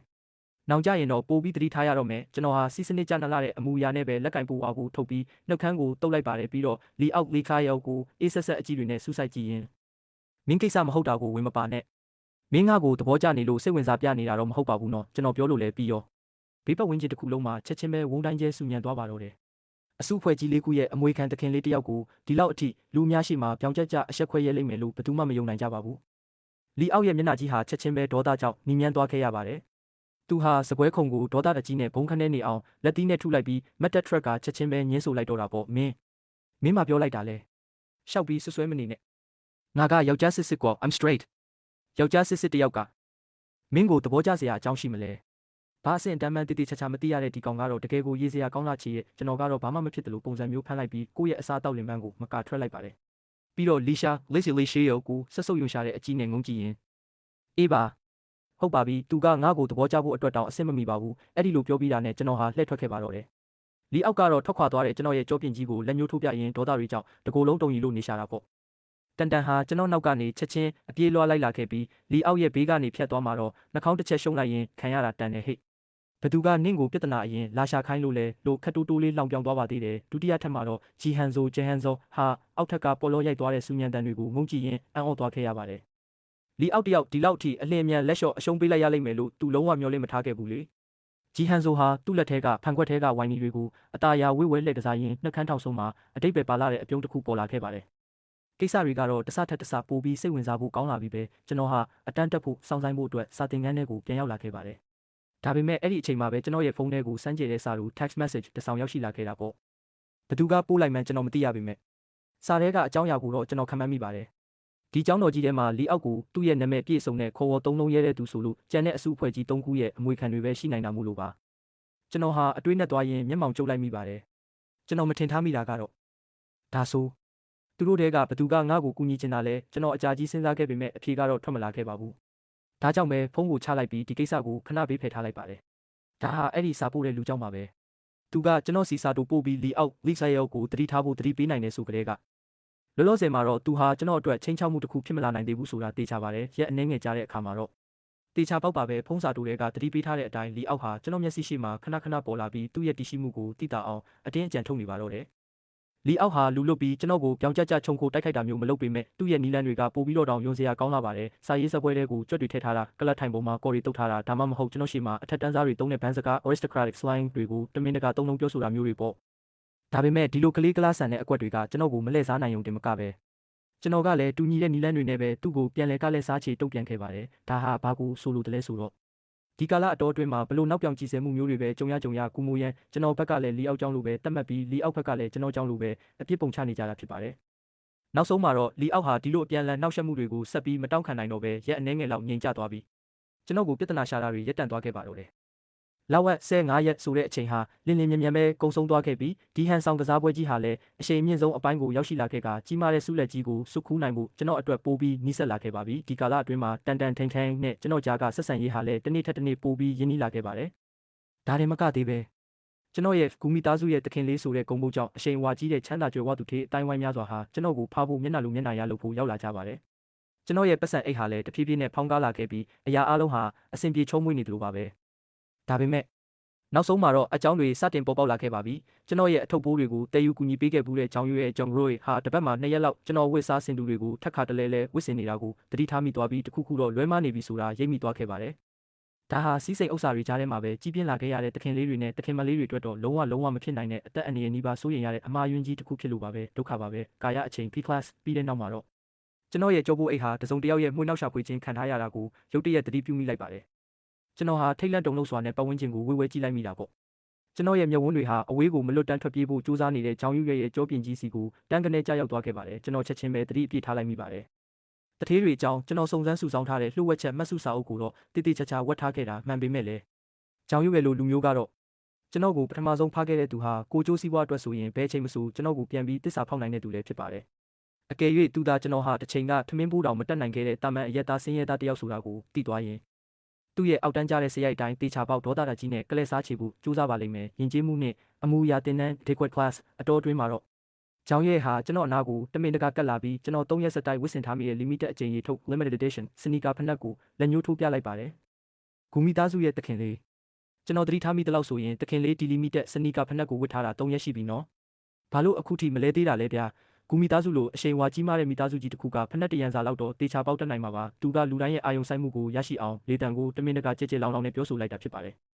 ချက်ချင်းပဲဘေးပတ်ဝန်းကျင်ကနေတိုးနဲ့ဝေဖန်တန်တွေထွက်ပေါ်လာပါတော့တယ်ဟုတ်ပါဟဲ့ငါလည်းအဲ့ဒီကူတာခင်လေးရဲ့ဖက်နှက်ကိုအကြိမ်ကြိမ်မြင်မှုတလို့ပဲသူကတကယ်ကောကူမိသားစုရဲ့တခင်လေးဟုတ်ကောဟုတ်ရဲ့လားဒါမှမဟုတ်တထေးအတူဟန်ဆောင်ထားတဲ့အောက်တန်းစားညစ်ပတ်ဆုပ်ပဲတဲ့ကောင်တွေကတယောက်များလားကြောင်ယူရဲ့ဂျွန်ရူဟာဘေးပတ်ဝန်းကျင်ကထွက်ပေါ်လာတဲ့တန်တရားဖြစ်ဖွယ်စကားတန်တွေကိုကြားလိုက်ရတဲ့အခါမှာတော့သူ့ရဲ့မျက်နှာမှာမောက်မာရွှွနှောက်အပြုံးကြီးပေါ်လာပါတော့တယ်သူဒါကိုတမင်တက်ရွယ်ချက်ရှိလုံနေတာဆိုတာကျွန်တော်တစ်ချက်ကြည့်ုံနဲ့တင်သိလိုက်ပါတယ်ဒီဖက်နှက်တွေကအတုတွေလေဟုတ်တယ်မလားသူတို့ကအတုတွေဟုတ်လာ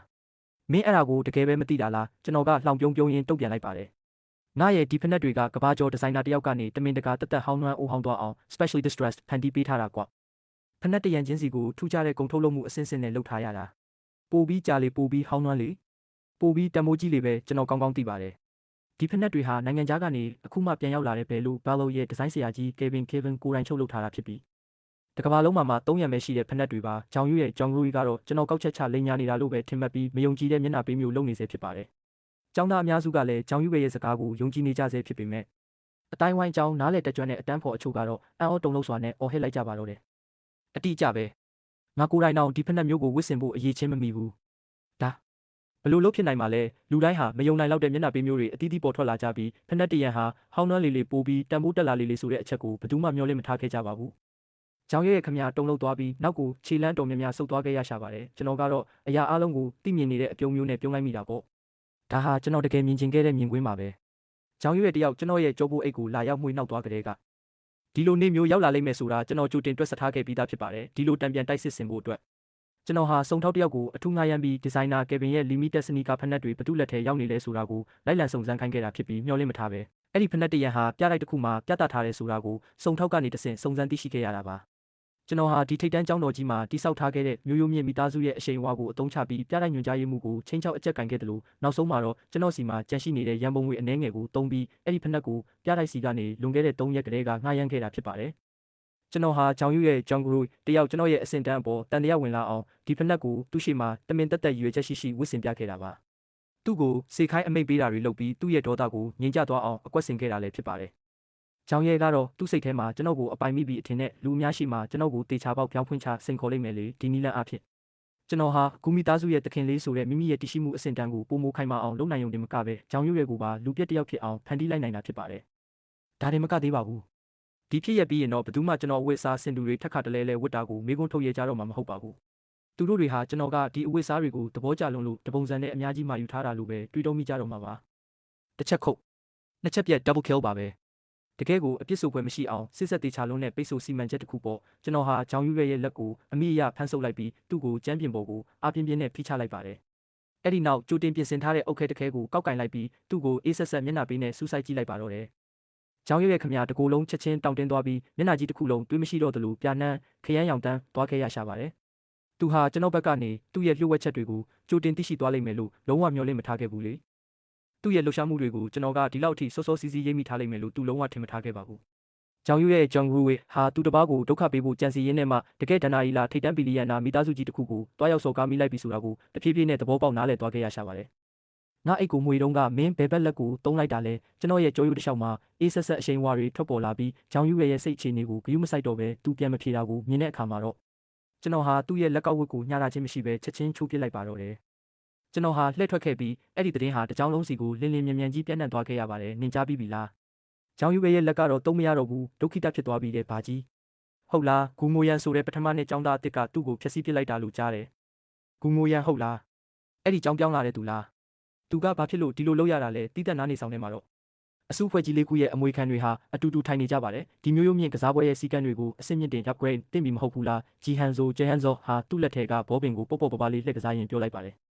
်လန်ယူဂျန်လန်ယူဂျန်ကစိတ်ငြိမ်မှုကိုဖြိုခွဲပြီးပထမဆုံးစကားစတင်ပြောဆိုလိုက်တာပါအတိအကျပဲကစားပွဲရဲ့အခက်အခဲအဆင့်ကိုထပ်တိုးရမယ့်အချိန်ရောက်ပြီထင်တယ်ဒီအတိုင်းကတော့ပြင်းစရာကြီးနင်တို့ဘာသာနင်တို့ဆွေးနွေးကြစမ်းပါငါကတော့ငါရဲ့အကိုဂူမိုယန်စီကိုတွားရှာအောင်မယ်တန်ထိန်ဟာဒီလိုမျိုးအထက်တန်းစားတွေရဲ့ကစားပွဲဆိုတာတွေကိုလုံးဝစိတ်မဝင်စားပါဘူးသူမဟာစိတ်မရှိတဲ့လေတံနဲ့ပြောလိုက်ပြီးမတ်တက်ထာကလှည့်ထွက်သွားပါတော့တယ်လီအောက်လေယိုဟာဂူမိုယန်ဆိုတဲ့နာမည်ကိုကြားလိုက်ရတဲ့အခါမှာတော့သူ့ရဲ့မျက်ဝန်းထဲမှာကောက်ကျစ်စင်းလဲတဲ့အရေးအယောင်တစ်ခုဖြစ်ပြေးသွားပြီးနှကန်းထောင်ဆုံးမှလည်းမကောင်းဆိုးဝါးဆန်တဲ့ချင်းချောက်လိုတဲ့အပြုံးတစ်ခုပေါ်ထွက်လာပါတယ်ဒီကစားပွဲနဲ့ပတ်သက်ပြီးငါမှအကြံကောင်းတစ်ခုရှိတယ် လီအောက်ဟာကျန်တဲ့သူနှစ်ယောက်ရဲ့နားနာကိုကပ်ပြီးတိုးတိုးလေးကောက်ချက်ချပြောဆိုလိုက်ပါတယ်ဒီအကွက်ကတော့အဲ့ဒီကူမိုရန်ဆိုတဲ့ကောင်ကိုလူတကာရှိမှတေချာပေါက်အဆက်တကွဲအကျိုးနဲ့ဖြစ်သွားစေရမယ်စိတ်ဝင်စားဖို့ကောင်းတာပဲမကြခင်မှာပဲလီအောက်ရဲ့အကြံပြုချက်ကိုအားလုံးကသဘောတူအတည်ပြုလိုက်ကြပါတယ်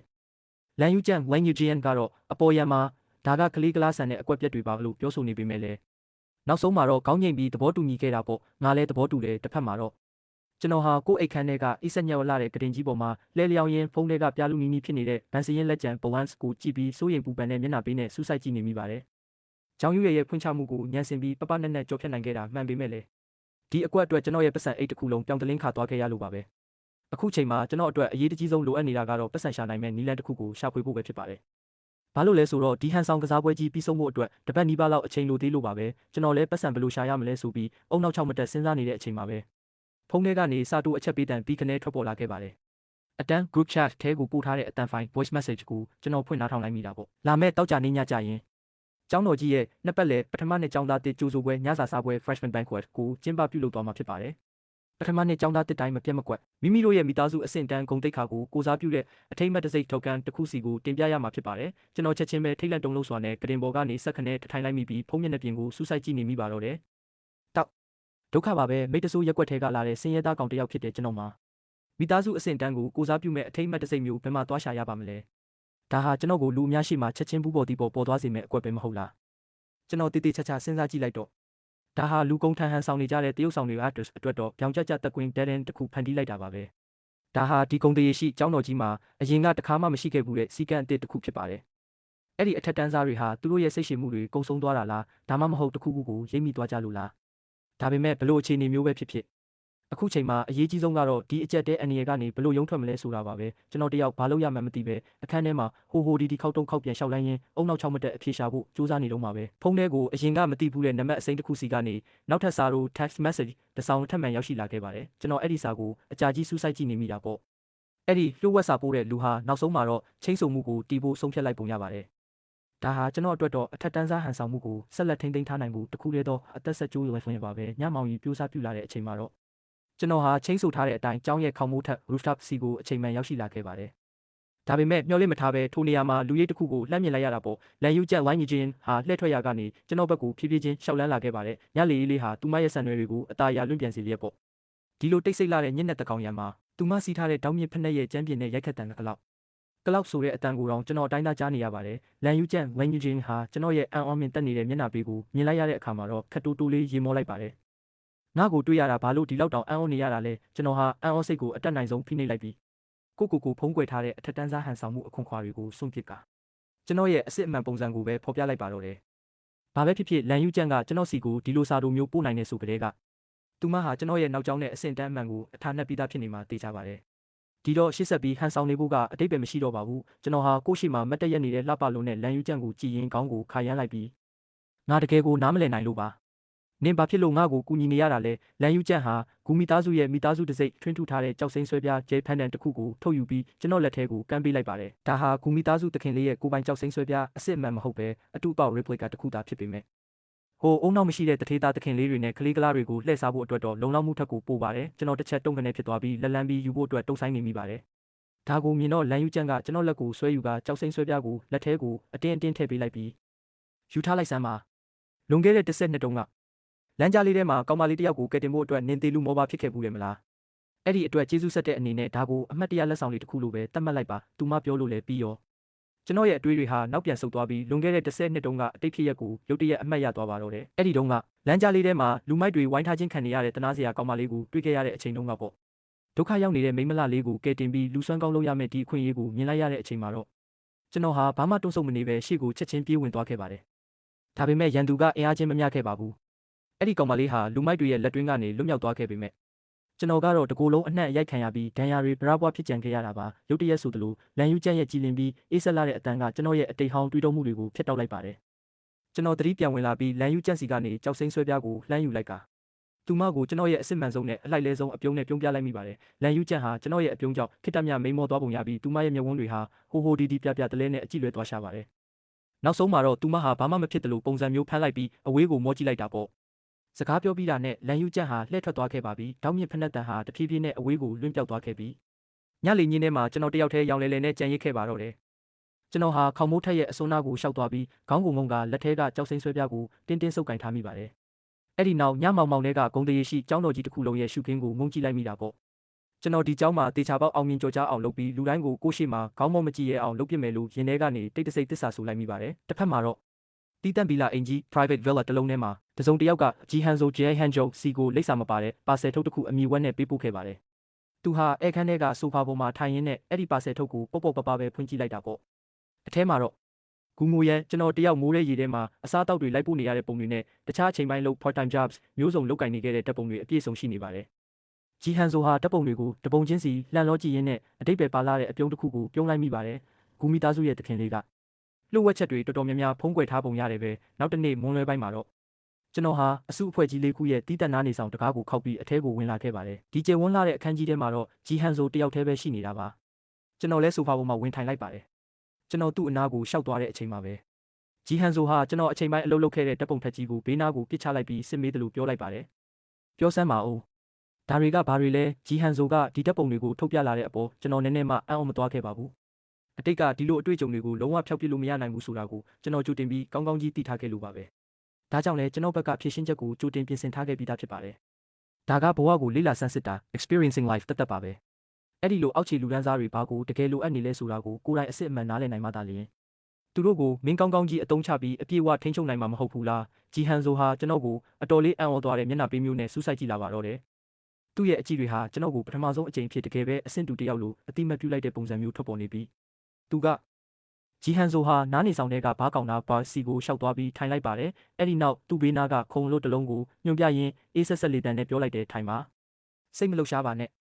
ဘာတော့မလဲဂျီဟန်ဆိုဟာကျွန်တော်ရဲ့ဖြည့်ရှင်းချက်ကိုယာနှုံးပြမယုံကြည်သေးပဲဆက်လက်ပြီးစမ်းသပ်နေစေဖြစ်ပါတယ်ကျွန်တော်ကတော့ဂျီဟန်ဆိုကိုတက်တက်ဆူဆိုင်ကြည့်ရင်မတောက်တော့ဘူးငါခဏနေရင်အတန်းတက်ရအောင်မယ်မင်းဒီနေ့ငါ့ကိုဒီနေရာကိုခေါ်တာဒီလိုရေစရာကောင်းတဲ့ကိစ္စလေးတစ်ခုတည်းအတွက်တော့မဟုတ်ပါဘူးနော်အဲ့ဒါဆိုရင်တော့ငါမင်းကိုအချိန်ပေးပြီးအဖို့မလုပ်နိုင်တော့ဘူးအဲ့ဒီလိုပြောပြီးကျွန်တော်လှည့်ထွက်ဖို့ပြင်လိုက်တဲ့အချိန်မှာပဲဂျီဟန်ဆိုကလှမ်းတားလိုက်ပါတယ်နေဦးဒီလောက်တောင်မလောပါနဲ့ကျွန်တော်ခြေလမ်းတွေကိုရက်တက်လိုက်မိပြီရင်ထဲမှာတော့ဒီကြီးမားတဲ့စမ်းသပ်မှုအန္တရာယ်ကနေနောက်ဆုံးမှာကြော်ဖြတ်နိုင်ခဲ့ပြီဆိုတဲ့ဝမ်းသာပီတိတွေလှိုင်းလုံးတွေလိုထက်သန်ရှန်တက်လာခဲ့ပါတယ်ဒါပေမဲ့ကျွန်တော်ဟာကိုယ့်ရဲ့အောင်နိုင်သူအပြုံးကိုအတက်နိုင်ဆုံးဖိနှိပ်ထားရင်အေးဆက်ဆက်မျက်နှာပေးနဲ့ဘားကောင်တာမှာထိုင်နေတဲ့ဂျီဟန်ဆိုဘက်ကိုပြန်လှည့်ကြည့်လိုက်ပြီးဘာကိစ္စရှိသေးလို့လဲသူဟာစိတ်အေးလက်အေးအမူအရာနဲ့ကျွန်တော်စီကိုဖြည်းဖြည်းချင်းရှောက်လာပြီးငွေပမာဏအကန့်အသတ်မရှိသုံးစွဲနိုင်တဲ့ black card unlimited spending card တကက်ကိုကမ်းပေးလိုက်ပါတယ်စောစောကငါနည်းနည်းယဉ်ကျေးမှုပြက်ကွက်သွားခဲ့တယ်ဒီအကန့်အသတ်မရှိသုံးနိုင်တဲ့ black card ကိုငါရဲ့တောင်းပန်မှုဖြစ်လက်ခံပေးပါကိုမျက်စိရှိမောက်တင်ရောက်နေတဲ့ black card ကြီးကိုကြည့်ရင်ကျွန်တော်ဟာငွေကြေးရဲ့ကြီးမားလာတဲ့သွေးဆောင်မှုကိုအတက်နိုင်ဆုံးအန်ဂျိတ်အောင်ဤတောင်းခံလိုက်ပြီးဒေါသထွက်ချင်ရောင်ဆောင်ကသူ့ကိုပြန်လည်မေးခွန်းထုတ်လိုက်ပါတယ်ဂျီဟန်ဆိုမင်းဒါဘာသဘောလဲငါတို့ဂူမီသားစုကမင်းရဲ့ပတ်စံတွေကိုလိုအပ်နေတဲ့မိသားစုမဟုတ်ဘူးသူကခက်တိုးတိုးနှစ်ချက်လောက်ရေမောလိုက်ပြီးစိတ်ဝင်စားဖို့ကောင်းတာပဲမင်းကငါ့ကိုဘယ်တော့မှစိတ်မပြတ်စေဘူးပဲအဲ့ဒီနောက်ဂျီဟန်ဆိုဟာကြိုတင်ပြင်ဆင်ထားတဲ့ဖိတ်စာတစ်ဆောင်ကိုထုတ်ပြီးကျွန်တော်စီကမ်းပေးလိုက်ပါတယ်ဒီညပြိုင်ကားပွဲ racing party တစ်ခုရှိတယ်မင်းလာရဲလားကျွန်တော်ဟာဘာမျက်နှာပေးမှမပြပဲအဲ့ဒီဖိတ်စာကိုလှမ်းယူလိုက်ပေမဲ့ရင်ထဲမှာတော့စိုးရိမ်ထိတ်လန့်မှုတွေကြောင့်နှလုံးခုန်တန်တွေစူညံလို့နေပါပြီကျွန်တော်ဟာကားမောင်းတဲ့နေရာမှာလုံးဝအတွေ့အကြုံမရှိတဲ့အခြေခံအဆင့် novice driver သားဖြစ်ပြီးကားလိုင်စင်စာမှုပွဲကိုတောင်တတိယအကြိမ်မြောက်ကြမှတီတီလေးအောင်မြင်ခဲ့တာပါဒါပေမဲ့လည်းကျွန်တော်ဒီဖိတ်ခေါ်ချက်ကိုမငင်းပယ်နိုင်ဘူးဆိုတာကောင်းကောင်းသိပါတယ်ဒီဖိတ်စာဟာအထက်တန်းစားလူဖွဲ့စည်း elite circle ထဲကိုဝင်ရောက်နိုင်မယ်ကျွန်တော်ရဲ့တခုလေးတော့လက်မှတ်ပဲမဟုတ်လားအကယ်၍ကျွန်တော်သာညင်းဆိုလိုက်ရင်လွန်ခဲ့တဲ့ကာလတစ်လျှောက်လုံးကျွန်တော်စူးစမ်းအားထုတ်ခဲ့သမျှတွေအားလုံးတဲတဲရည်တုံဖြစ်သွားမှာပါကျွန်တော်ဟာဂျီဟန်ဆိုရဲ့စိန်ခံပြိုင်ကားကြီးကိုစီးနေရင်ကွေးကောက်လုံးနဲ့တောင်တက်လန်းအတိုင်းမောင်းနှင်လာခဲ့ပါတယ်။သတင်းပေါက်ကနေအပြင်ဘက်ကိုလှမ်းကြည့်လိုက်တော့လမ်းရဲ့ဘေးတစ်ဖက်တစ်ချက်စီမှာမတ်ဆောက်လာတဲ့6ကမ်းမကြီးတွေကိုမြင်တွေ့နေရတာပေါ့။အမားယွင်းလေးတစ်ချက်ပဲဖြစ်ဖြစ်ခြေချော်လက်ချော်တစ်ခုပဲဖြစ်သွားတာနဲ့အသက်ပြောက်သွားနိုင်တဲ့အထိအန္တရာယ်ကြီးလာပါတယ်။မကြခင်မှာပဲကားကြီးဟာပြိုင်ကားဝါသနာအိုးတွေစုဝေးရနေရတစ်ခုမှာဆိုက်ရောက်ပြီးရပ်တန့်သွားခဲ့ပါတယ်။ဂျီဟန်ဆိုရဲ့ကားပေါ်လာတာနဲ့တပြိုင်နက်အဲ့ဒီနေရာမှာရှိတဲ့လူတိုင်းရဲ့အာယုံဆိုင်မှုကိုချက်ချင်းဖန်ဆားလိုက်နိုင်တာပေါ့။အဲ့ဒီနောက်ကားပေါ်ကနေဆင်းလာတာဟာဂျီဟန်ဆိုမဟုတ်ပဲဘယ်သူမှမသိတဲ့သစိမ့်တယောက်ကျွန်တော်ဖြစ်နေတာကိုလူတိုင်းသတိပြုမိသွားကြပါတယ်သူတို့အားလုံးဟာကျွန်တော်စီကိုစူးစမ်းလို့စိတ်အပြည့်ရှိတဲ့အကြည့်တွေနဲ့ချက်ချင်းပဲဝိုင်းဝန်းကြည့်ရှုလာကြပါတော့တယ်သူကဘသူလဲဂျီတာခင်လေးရဲ့ကားပေါ်ကနေသူဘလို့လှုပ်ဆင်းလာတာလဲဝါသူကတကယ်ကိုချောတာပဲသွားရည်တောင်ကြားကျင်စရာကြီးဘေးပတ်ဝန်းကျင်ကလူတွေရဲ့အံ့ဩတုန်လှုပ်နေကြတဲ့ပုံစံတွေနဲ့မတူပဲလီအောက်လိတ်ဇေယောကတော့ကျွန်တော်ကိုမျက်လုံးအပြူသားနဲ့စိုက်ကြည့်ရင်အကြီးအကျယ်ဆွန့်လို့နေပါတယ်သူဟာဂျီဟန်ဆိုဂျိုင်ဟန်ဂျိုစီကိုအပြေးလွှားလျှောက်သွားပြီးတိုးတိုးလေးကပ်မိလိုက်တာပေါ့မင်းတို့နှစ်ယောက်ဘလို့လို့အတူတူဖြစ်နေကြတာလဲပြီးတော့မင်းကသူ့ကိုပါဒီနေရာထိခေါ်လာခဲ့တယ်ပေါ့ဒါပေမဲ့ဂျီဟန်ဆိုကတော့ဘာကူမှဂယုမဆိုင်တဲ့ပုံစံပါပဲ ကျွန်တော်ကိုဒီလိုထိတ်တန့်အတိုင်းဝိုင်း Elite Circle ထဲခေါ်ဆောင်လာခဲ့တာဟာဘာမှမှားယွင်းစရာမရှိဘူးလို့သူယူဆထားပုံရပါတယ်။ဒါကပိုပြီးစိတ်ဝင်စားဖို့ကောင်းမနေဘူးလားဂျီဟန်ဆိုကပြန်ပြောလိုက်ပါတယ်။လီအောက်ဟာကွင်းတစ်ခုလုံးရဲ့နားကွဲမတက်ဆူညံလာတဲ့အင်ဂျင်တန်တွေကြားထဲမှာတဦးတည်းတီးတန့်ရက်နေတဲ့တစ်ဖက်ကကြည့်ရင်လည်းဒီနေရာနဲ့လုံးဝအမဝင်ခွင့်မကျသလိုဖြစ်နေတဲ့ကျွန်တော်ရဲ့အေးဆက်ဆက်နဲ့မောက်မာဝင်ကြွားလာတဲ့အမူအရာကိုလှမ်းကြည့်လိုက်ပြီးမျက်ခုံးတစ်ချက်ပင်းလိုက်ပါတယ်။မင်းပြောတာဟုတ်တယ်။ဒါကတကယ်ကိုစိတ်ဝင်စားဖို့ကောင်းတယ်လီအောက်ဟာသူ့ရဲ့လက်မောင်းကိုချိတ်တွဲထားတဲ့အရန်ကိုလှပလွန်းတဲ့မိန်းမလာလေးတစ်ယောက်နဲ့အတူကျွန်တော်စီကိုရှောက်လန်းလာခဲ့ပါတယ်။ဂူမီသားစုရဲ့သခင်လေးတကယ်ကိုလာခဲတဲ့ဧည့်သည်တော်ကြီးပါလား။ငါကြားတာတော့မင်းကနိုင်ငံခြားမှာပြိုင်ကားမောင်းပြီးရွှေတစိမ့်တွေအများကြီးစုခုခဲ့ဘူးလေဆိုဒါဆိုငါတို့အပျော်သဘောပဲဖြစ်ဖြစ်တပွဲနှစ်ပွဲလောက်စောကြည့်ကြရင်ဘလို့လဲကျွန်တော်ခက်တမ်းများစိတ်နေမိပါတယ်။ဒါကိုလုံးဝရှောင်လွှဲလို့မရနိုင်တော့ဘူးဆိုတာကျွန်တော်ကောင်းကောင်းကြီးသိလိုက်လို့ပါပဲ။ကျွန်တော်ဘက်ကလီအောက်ရဲ့ဖိတ်ခေါ်ချက်ကိုချက်ချင်းပြန်မဖြေတဲ့အခါကျတော့သူကကျွန်တော်တိတ်တဆိတ်ငင်းပယ်နေတယ်လို့ထင်မှတ်သွားပြီးအဲ့ဒီနောက်မှာတော့သူကလက်ညှိုးထိုးပြလိုက်ပြီးဘေးနားမှာရက်ထားတဲ့ပြိုင်ကားတစ်စီးစီကိုလက်ညှိုးထိုးပြလိုက်ပါတယ်ကားမပါလာဘူးလားပြဿနာမရှိပါဘူးငါရဲ့အပိုကားတစ်စီးကိုမင်းအားပေးမယ်ဒါကထိတ်တန့်အဆင့်မြင့်ဆုံးမော်တဲ့ top of the line ကွက်လီအောက်လေးခါရောက်လက်ညှိုးထိုးပြတဲ့ဘက်ကိုကျွန်တော်လှမ်းကြည့်လိုက်တော့အယောင်သွေးဆူရှာတောက်ပလွန်းတဲ့ဘူကက်တီဘဂါရီပြိုင်ကားတစ်စီးကကျွန်တော်မျက်စိထဲကိုတန်းကနေဝင်ရောက်လာပါတယ်ဥတောင်းငှက်တကောင်လိုအယောင်တွေစုံလင်အောင်ပြင်ဆင်ထားတဲ့အဲ့ဒီပြိုင်ကားကြီးကိုကြည့်ပြီးကျွန်တော်ဟာစိတ်ပြက်လက်ပြက်နဲ့နှက်ခမ်းပဲတွန်းလိုက်မိပါတော့တယ်ကျွန်တော်ပြိုင်ကားလောက်ကအကြောင်းသိမသိတာတော့မှဒီကားကလုံးဝယုံကြည်စိတ်ချလို့မရဘူးမောင်းရတာအဆင်ပြေမှာမဟုတ်ဘူးဆိုတာအာယုံနဲ့တင်သိနိုင်ပါတယ်ဒီအောက်ဟာကျွန်တော်ကိုတမင်တက်တက်ရည်ရွယ်ချက်ရှိဒုက္ခပေးဖို့ကြံစည်နေတာထင်ရှားလာပါတယ်သူကဒီကားကိုတုံးပြီးကျွန်တော်ရဲ့အဆင့်တန်းမှန်ကိုစမ်းသပ်ချင်နေတာပါလီအောက်ဟာသူ့လက်မောင်းကိုချိတ်ထားတဲ့မိန်းမလာလေးကိုတွန်းဖယ်လိုက်ပြီးကိုအနှဲငယ်ကိုင်းညွတ်ကကျွန်တော်ကိုစိုက်ကြည့်လာပါတယ်အခုတလောတစ်ကြောင်းလုံးမှာနာမည်ကြီးနေတဲ့ကုသခင်လေးကဒီလောက်လေးကိုတော့ကြောက်နေမှာမဟုတ်ပါဘူးနော်လီအောက်ကလှောင်ပြောင်တရောတဲ့လေတံနဲ့ကြဲကြဲလောင်လောင်ပြောဆိုလိုက်တာကြောင့်ဘေးပတ်ဝန်းကျင်ကတထေးသားသခင်လေးတွေပါဝိုင်းဝန်းရေမောကြပါတော့တယ်ကျွန်တော်တယောက်ဘာလို့ရမှန်းမသိပဲအကြက်ရိုက်နေတဲ့အချိန်မှာပဲခန်းညာထက်မြက်လာတဲ့တိုင်ကားမောင်းဝစ်စုံ racing suit ကိုလဲလဲဝစ်ဆင်ထားတဲ့လန်ယူကျန်ဟာနားနေဆောင်တွေကနေထွက်ပေါ်လာခဲ့ပါတယ်သူမဟာလမ်းပိတ်ရက်နေတဲ့လီအောက်ကိုဘေးကိုတွန်းဖယ်လိုက်ပြီးကျွန်တော်ရှိမှမတ်တက်ရက်လိုက်ကလီအောက်နင်ကဒီလိုအမိုက်ဆုပ်ကားမျိုးကိုပါထုတ်ပြရဲသေးတယ်ပေါ့ဒါကငါနဲ့ဂူမိုရန်ကြားကကိစ္စလေးနင်ကဘာကိစ္စရှိလို့ကြားထဲကနေဝင်ပါနေရတာလဲသူမဟာလီအောက်ရဲ့လှောင်ပြောင်တရောမှုတွေကိုလုံးဝဂယုမဆိုင်ပဲဥပိ္ပခါပြုလိုက်ပြီးကျွန်တော်ဘက်ကိုအပြုံးဖြော့ဖြော့လေးနဲ့လှည့်ကြည့်လာခဲ့ပါတယ်ငါလဲဂူမိုရန်ရဲ့ကားမောင်းစွမ်းရည်ကိုမြင်ဘူးချင်နေတာဒီလိုလုပ်ရင်ဘယ်လိုလဲငါနေ့ရဲ့လက်ညှော်အကူ navigator လုပ်ပေးမယ်လေတကွင်းလုံးမှာရှိတဲ့လူတွေအားလုံးစုံမြင်တက်သွားကြပါတော့တယ်ငါရဲ့နတ်သမီးလေးလန်ယူကျန်ကဒီလိုဘယ်ကမှမသိတဲ့ကောင်အတွက်လမ်းညွှန်အကူလုပ်ပေးမလို့လားလန်ယူကျန်နင်နောက်နေတာလားဒါကကလေးကစားစရာကစားပွဲမဟုတ်ဘူးနော်လူအုပ်ကြီးရဲ့အံ့ဩတုန်လှုပ်နေတဲ့အကြည့်တွေကိုလစ်လျူရှူရင်းလန်ယူကျန်ဟာဘာစကားမှထပ်မပြောတော့ပဲကျွန်တော်ကိုကားမောင်းသူနေရာ driver seat စီတို့အတင်းဆွဲခေါ်သွားပါတော့တယ်လန်ယူကျန်တယောက်ထိုင်ကုန်ခါဘက်ကိုတေးသေးချာချာပတ်ပြီးတဲ့နောက်မှာတော့ကျွန်တော်သူမကိုတီတီတန့်တန့်ပဲလှည့်ကြည့်လိုက်မိတယ်နေတကယ်ပဲတေချာလို့လားငါရဲ့ကားလိုင်စင်ကအခုမှအသစ်ဆက်ဆက်ထွက်ထားတာလေအဲ့ဒါကြောင့်နင့်ရဲ့ဘေးကင်းလုံခြုံမှုကိုတော့ငါရာနှုံးပြည့်မအားမခံရဲဘူးတော့ရပါတယ်ငါနင့်ကိုယုံတယ်ပြီးတော့ငါဒီကားပေါ်မှာထူးခြားတဲ့စက်ပစ္စည်းအချို့ special devices ကိုကြိုတင်တက်ဆင်ထားပြီးသားဒါတွေအပြင်နေ့ဘေးမှာကဘာပေါ်မှာအလှဆုံးနဲ့ဆွဲဆောင်မှုအရှိဆုံးလမ်းညွှန်အကူလေးရှိနေတာပဲဥစ္စာလန်ယူကျန်ရဲ့ကိုအမွှန်းတင်လုံးနဲ့ narcissistic စကားလုံးတွေကိုကြားလိုက်ရတဲ့အခါမှာတော့ကျွန်တော်မရေပဲမနေနိုင်တော့ပါဘူးရင်ထဲကရှိသမျှစိုးရိမ်ပူပန်မှုတွေနဲ့တင်းကျပ်မှုတွေဟာလည်းချက်ချင်းပဲကြက်ပြောင်းငပြောက်ကွယ်သွားခဲ့ရပါတယ်အမြဲတမ်းအေးဆက်ဆက်နဲ့မောက်မာတလို့နေတတ်တဲ့လန်ယူကျန်မှာဒီလိုကိုအထင်ကြီးတတ်တဲ့ချစ်စရာကောင်းတဲ့အရေးချင်းမျိုးရှိနေလိမ့်မယ်လို့ကျွန်တော်လုံးဝမျှော်လင့်မထားခဲ့ဘူးလေပြင်ဆင်မှုအားလုံးပြီးမြောက်သွားတဲ့အချိန်မှာတော့တနက်တန်တစ်ချက်ဒိုင်းကနေထွက်ပေါ်လာခဲ့ပြီးရေတွက်လို့မရနိုင်တဲ့ပြိုင်ကားအမြောက်များဟာဒုံးပြန်တွေလိုပဲဝူးကနေအရှိန်နဲ့ဝုန်းကနေပြေးထွက်သွားကြပါတော့တယ်ကျွန်တော်လည်းသူတို့နောက်ကနေထက်ချက်မကွာလိုက်ပါခဲ့တာပေါ့ပြိုင်ပွဲကတကယ်ကိုပြင်းထန်လွန်းလာပါတယ်အဲ့ဒီအချိန်မှာတင်ကျွန်တော်သူမကိုတကယ်ပဲကျေးဇူးတင်မိတော့တာပါပဲဘာဖြစ်လို့လဲဆိုတော့အတိတ်တုန်းကမိုးရဲရေထဲမှာအစားအသောက်တွေကိုအချိန်မှန်ရောက်လိုက်ပို့ခဲ့ရတဲ့ကျွန်တော်ရဲ့အတွေ့အကြုံတွေဟာအမြန်ဆုံးဖြတ်လန်းတွေကိုရှာဖွေတတ်တဲ့အသိပညာပိစကိုကျွန်တော်ရဲ့အယိုးထဲထိဆွဲမြဲသွားစေခဲ့လို့ပါပဲဒါတင်မကသေးပါဘူးလန်ယူကျန်ဝိုင်းယူဂျင်ကလည်းတကယ်ကိုထူးချွန်ပြောင်မြောက်တဲ့လမ်းညွှန်အကူတစ်ယောက်ဖြစ်နေပြန်ပါတယ်ကိုယ်ကောက်တဲ့တောင်ပတ်လမ်းတွေမှာကိုယ်ရမယ့်အတိအကျဆုံးအလှည့်ပြောင်းနေရ turning points တွေကိုသူမကအမြဲတမ်းတိတိကျကျကူညီလမ်းညွှန်ပေးနေခဲ့တာပါလန်ယူကျန်နဲ့ကျွန်တော်တို့နှစ်ယောက်ကြားအပေးယူမျှမျှနဲ့အပြစ်ဆိုခွင့်မရှိအောင်လက်တွဲညီမောင်းနေနိုင်ခဲ့ကြလို့မကြခင်မှာပဲရှေ့ကကားတွေကိုတစ်စီးပြီးတစ်စီးကြော်တက်နိုင်ခဲ့ပြီးဒုတိယနေရာ second place စီကိုရောက်ရှိလာခဲ့ပါတယ်အခုဆိုရင်ကျွန်တော်တို့ဟာနောက်ဆုံးပန်းဝင်ခန်းဤအကွေ့ကိုရောက်ဖို့မီတာ100အကွာဝေးပဲလိုပါတော့တယ်လီအောက်လေးဆိုင်ရောက်ကတော့ရှေ့ဆုံးကနေအဝေးကြီးမှာရောက်နေစေဖြစ်ပါတယ်ကျွန်တော်ဘလောက်ပဲလီဗာကိုနင်းပြီးအရှိန်မြင့်သူ့ကိုကြော်တက်ဖို့ကမလွယ်ကူခဲ့ပါဘူးအဲ့ဒီအချိန်မှာတင်လန်ယူကျန်ဝိုင်းကြီးကြရင်ရဲ့စိတ်လှုပ်ရှားတက်ကြွနေတဲ့အတန်ကြီးထွက်ပေါ်လာခဲ့ပါတယ်ဂူမိုရန်ငါ့ကိုယုံစမ်းလီဗာကိုအဆုံးထိသာနင်းပစ်လိုက် ငါတို့အကွေရဲ့အပြင်ဘက်လမ်းကြောင်း outside of the band ကနေဖြတ်ကျော်တက်မယ်ကျွန်တော်ဟာအောက်ခြေမမြင်ရတဲ့နှက်ဆိုင်လာတဲ့6ကမ်းမကြီးကိုတစ်ချက်လမ်းကြည့်လိုက်ပြီးအဲ့ဒီနောက်လန်ယူကျမ်းဘက်ကိုလှည့်ကြည့်လိုက်မိပါတယ်ကျွန်တော်ရဲ့မျက်ဝန်းတွေထဲမှာတော့ဖုံးကွယ်ထားလို့မရတဲ့စိတ်လှုပ်ရှားမှုတွေလှိုက်တက်လာခဲ့တာပေါ့ရင်ထဲမှာလည်းအမီမသိတဲ့သွေးတောက်မီးကျန်တစ်ခုတောက်လောင်လာပြီးသွေးတွေစူပွက်လာခဲ့ပါတယ်ကျွန်တော်ဟာလီဘာကိုအားကုန်တုံပြီးကျမ်းပြင်နဲ့ကတ်သွားအောင်ထိအဆုံးထိနင်းပစ်လိုက်ပါတော့တယ်ပြိုင်ကားကြီးဟာစက်ပစ္စည်းအစိပ်ပိုင်းအလုံးကြေမွပျက်စီးတော့မတက်တုံးတုံးနဲ့ကျဲလောင်စွာဟိန်းဟောက်သွားခဲ့ပေမဲ့ကျွန်တော်ကတော့ဘာမှတွန့်ဆုတ်မနေပဲရှေ့ကိုတက်တက်ကြီးအဟုန်ပြင်းပြင်းနဲ့ပြေးဝင်လိုက်ပါတယ်အကွေ့မှာကားကိုအရှိန်နဲ့ဝိုက်ပြီးကြော်တက်လိုက်တဲ့အချိန်မှာတော့ကားရဲ့တဝက်လောက်ကလေထဲမှာမြောက်တက်ပြီး6ထဲကိုလွင့်စင်တော့မလို့ဖြစ်သွားတာကိုကျွန်တော်အတိုင်းသားခံစားလိုက်ရပါတယ်ကျွန်တော်စတီယာရင်ကိုအားကုန်တက်ပြီးလှည့်ချလိုက်ကာလမ်းကြောင်းပေါ်ပြန်ရောက်အောင်ကားကိုအတင်းဆွဲတင်လိုက်ရတာပေါ့အဲ့ဒီအချိန်မှာကျွန်တော်ရဲ့နှလုံးကလည်းသွေးတိုးနှုံးလုံယောဂထက်ချီကာဒီယာနဲ့တေတော့မတက်တုံခါပြီးဒိန်းဒိန်းခုန်နေခဲ့ပါတယ်လန်ယူကျန်ဟာစူးစူးဝါးဝါအော်ဟစ်လိုက်ပြီးပန်းနိုင်မှာရှိနေတဲ့အနီရောင်ပန်းဝင်အလံဆက်ကူကြီးဟာကျွန်တော်တို့ကားကြောင့်လွင့်စင်ပြတ်ထွက်သွားခဲ့ပါပြီကျွန်တော်ဟာလီအောက်လေဆိုင်ရောထက်တူးမြစက္ကန့်ပိုင်းများသာစော်ပြီးပန်းဝင်နိုင်ခဲ့တာပါစက္ကန့်ပိုင်းအလှည့်ပြောင်းလေးတွင်းပါတယ်ဒုတိယနေရာကနေပထမနေရာ first place ကိုအမိအရလူယူစုခူးနိုင်ခဲ့တာဖြစ်ပါတယ်တကွင်းလုံးမှာရှိတဲ့လူတွေအားလုံးစီကနေမိုးချင်းတန်လိုဟိမ့်ထွက်လာတဲ့လက်ခုပ်ဝတ်ပါတန်တွေချက်ချင်းပေါ်ထွက်လာခဲ့ပါတော့တယ်အစုအဖွဲ့ကြီးလေးခုတွေကတခုရဲ့အမွေခံဖြစ်တဲ့လီအောက် week ရဲ့ကိုအပြတ်သက်အနိုင်ယူလိုက်နိုင်တာဖြစ်ပါတယ်ကျွန်တော်ကားထဲမှာထိုင်နေရင်အသက်ကိုပြင်းပြင်းရှူလိုက်မိပြီးဘေးပတ်ဝန်းကျင်ကလူတွေရဲ့တုံလုံးချောက်ချားစွာနဲ့အပြင်းထန်ဆွေးနွေးညှင်းခုန်နေကြတဲ့အတန်တွေကိုနားထောင်ရင်းရင်ထဲမှာတော့အခုထိထိတ်လန့်တုံလုံးမှုတွေကြန့်ရှိနေစေဖြစ်ပါတယ်လန်ယူကျန်ဝိုင်းယူဂျန်ဟာထိုင်ကုန်ကားဘက်ကိုဖြုတ်လိုက်ပြီးကျွန်တော်ရဲ့လေပင်ကိုလှမ်းဖက်လိုက်ကနင်းတကယ်ကိုလမ်းလွန်းနေဟာ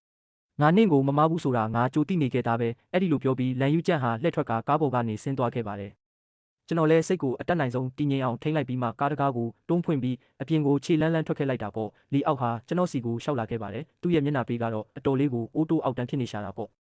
့ဒါကရေတွက်လို့မရသေးပါဘူးဘာပဲဖြစ်ဖြစ်မင်းကနိုင်ငံခြားမှာရွှေတစိမ့်ရခဲ့တဲ့သူပဲဥစ္စာနောက်တစ်ခါကြာရင်တခြားအရာတစ်ခုခုနဲ့ထပ်ပြန်ကြတာပေါ့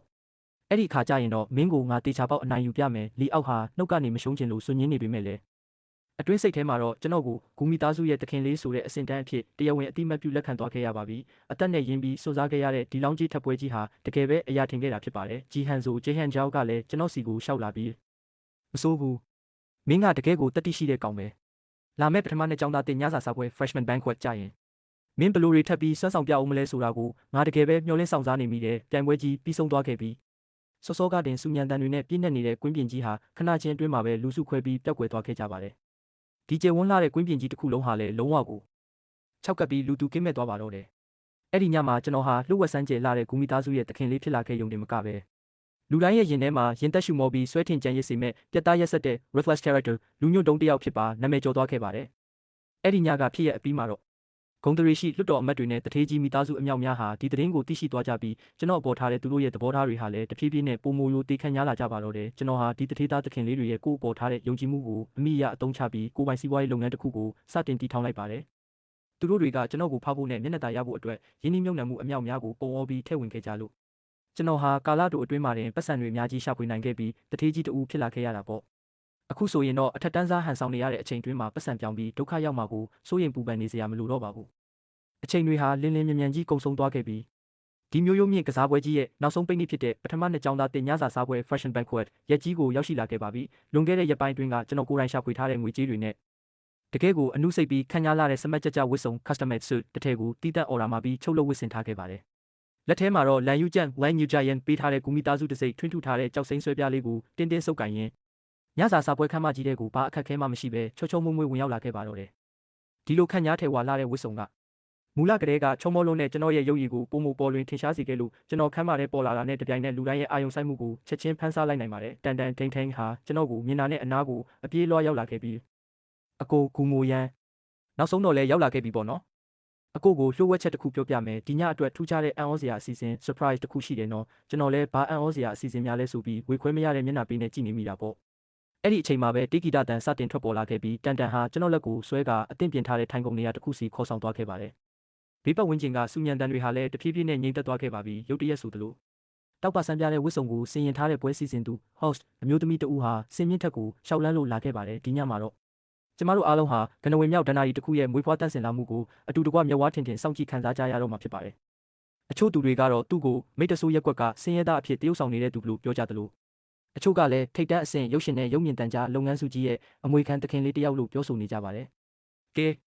အခုဆိုရင်တော့ဂူမိုရန်ဂူယန်ကိုစင်မြင့်ထက်သို့တက်ရောက်ပြီးနှုတ်ခွန်းဆက်စကားပြောကြားပေးပါရန်လိုက်လိုက်လဲလဲဖိတ်ခေါ်အပ်ပါတယ်ရှင်ကျွန်တော်နှကန်းတွေတုံရင်သွားခဲ့ပြီးဘေးနားမှာပျော်ရွှင်စွာနဲ့စကားတူတူပြောနေတဲ့တန်တန်ဘက်ကိုလှည့်ကြည့်လိုက်မိတော့တယ်ဒါဘာဖြစ်နေတာလဲတန်တန်ကတော့ကျွန်တော်ရဲ့စွန့်ပြီးစကားမထွက်နိုင်ဖြစ်နေတဲ့မျက်နှာပေးကိုလုံးဝသတိမထားမိပဲကိုဒါကညီမလေးအကိုအတွက်တိတက်စီစဉ်ပေးထားတဲ့အံ့ဩစရာလက်ဆောင်တွေ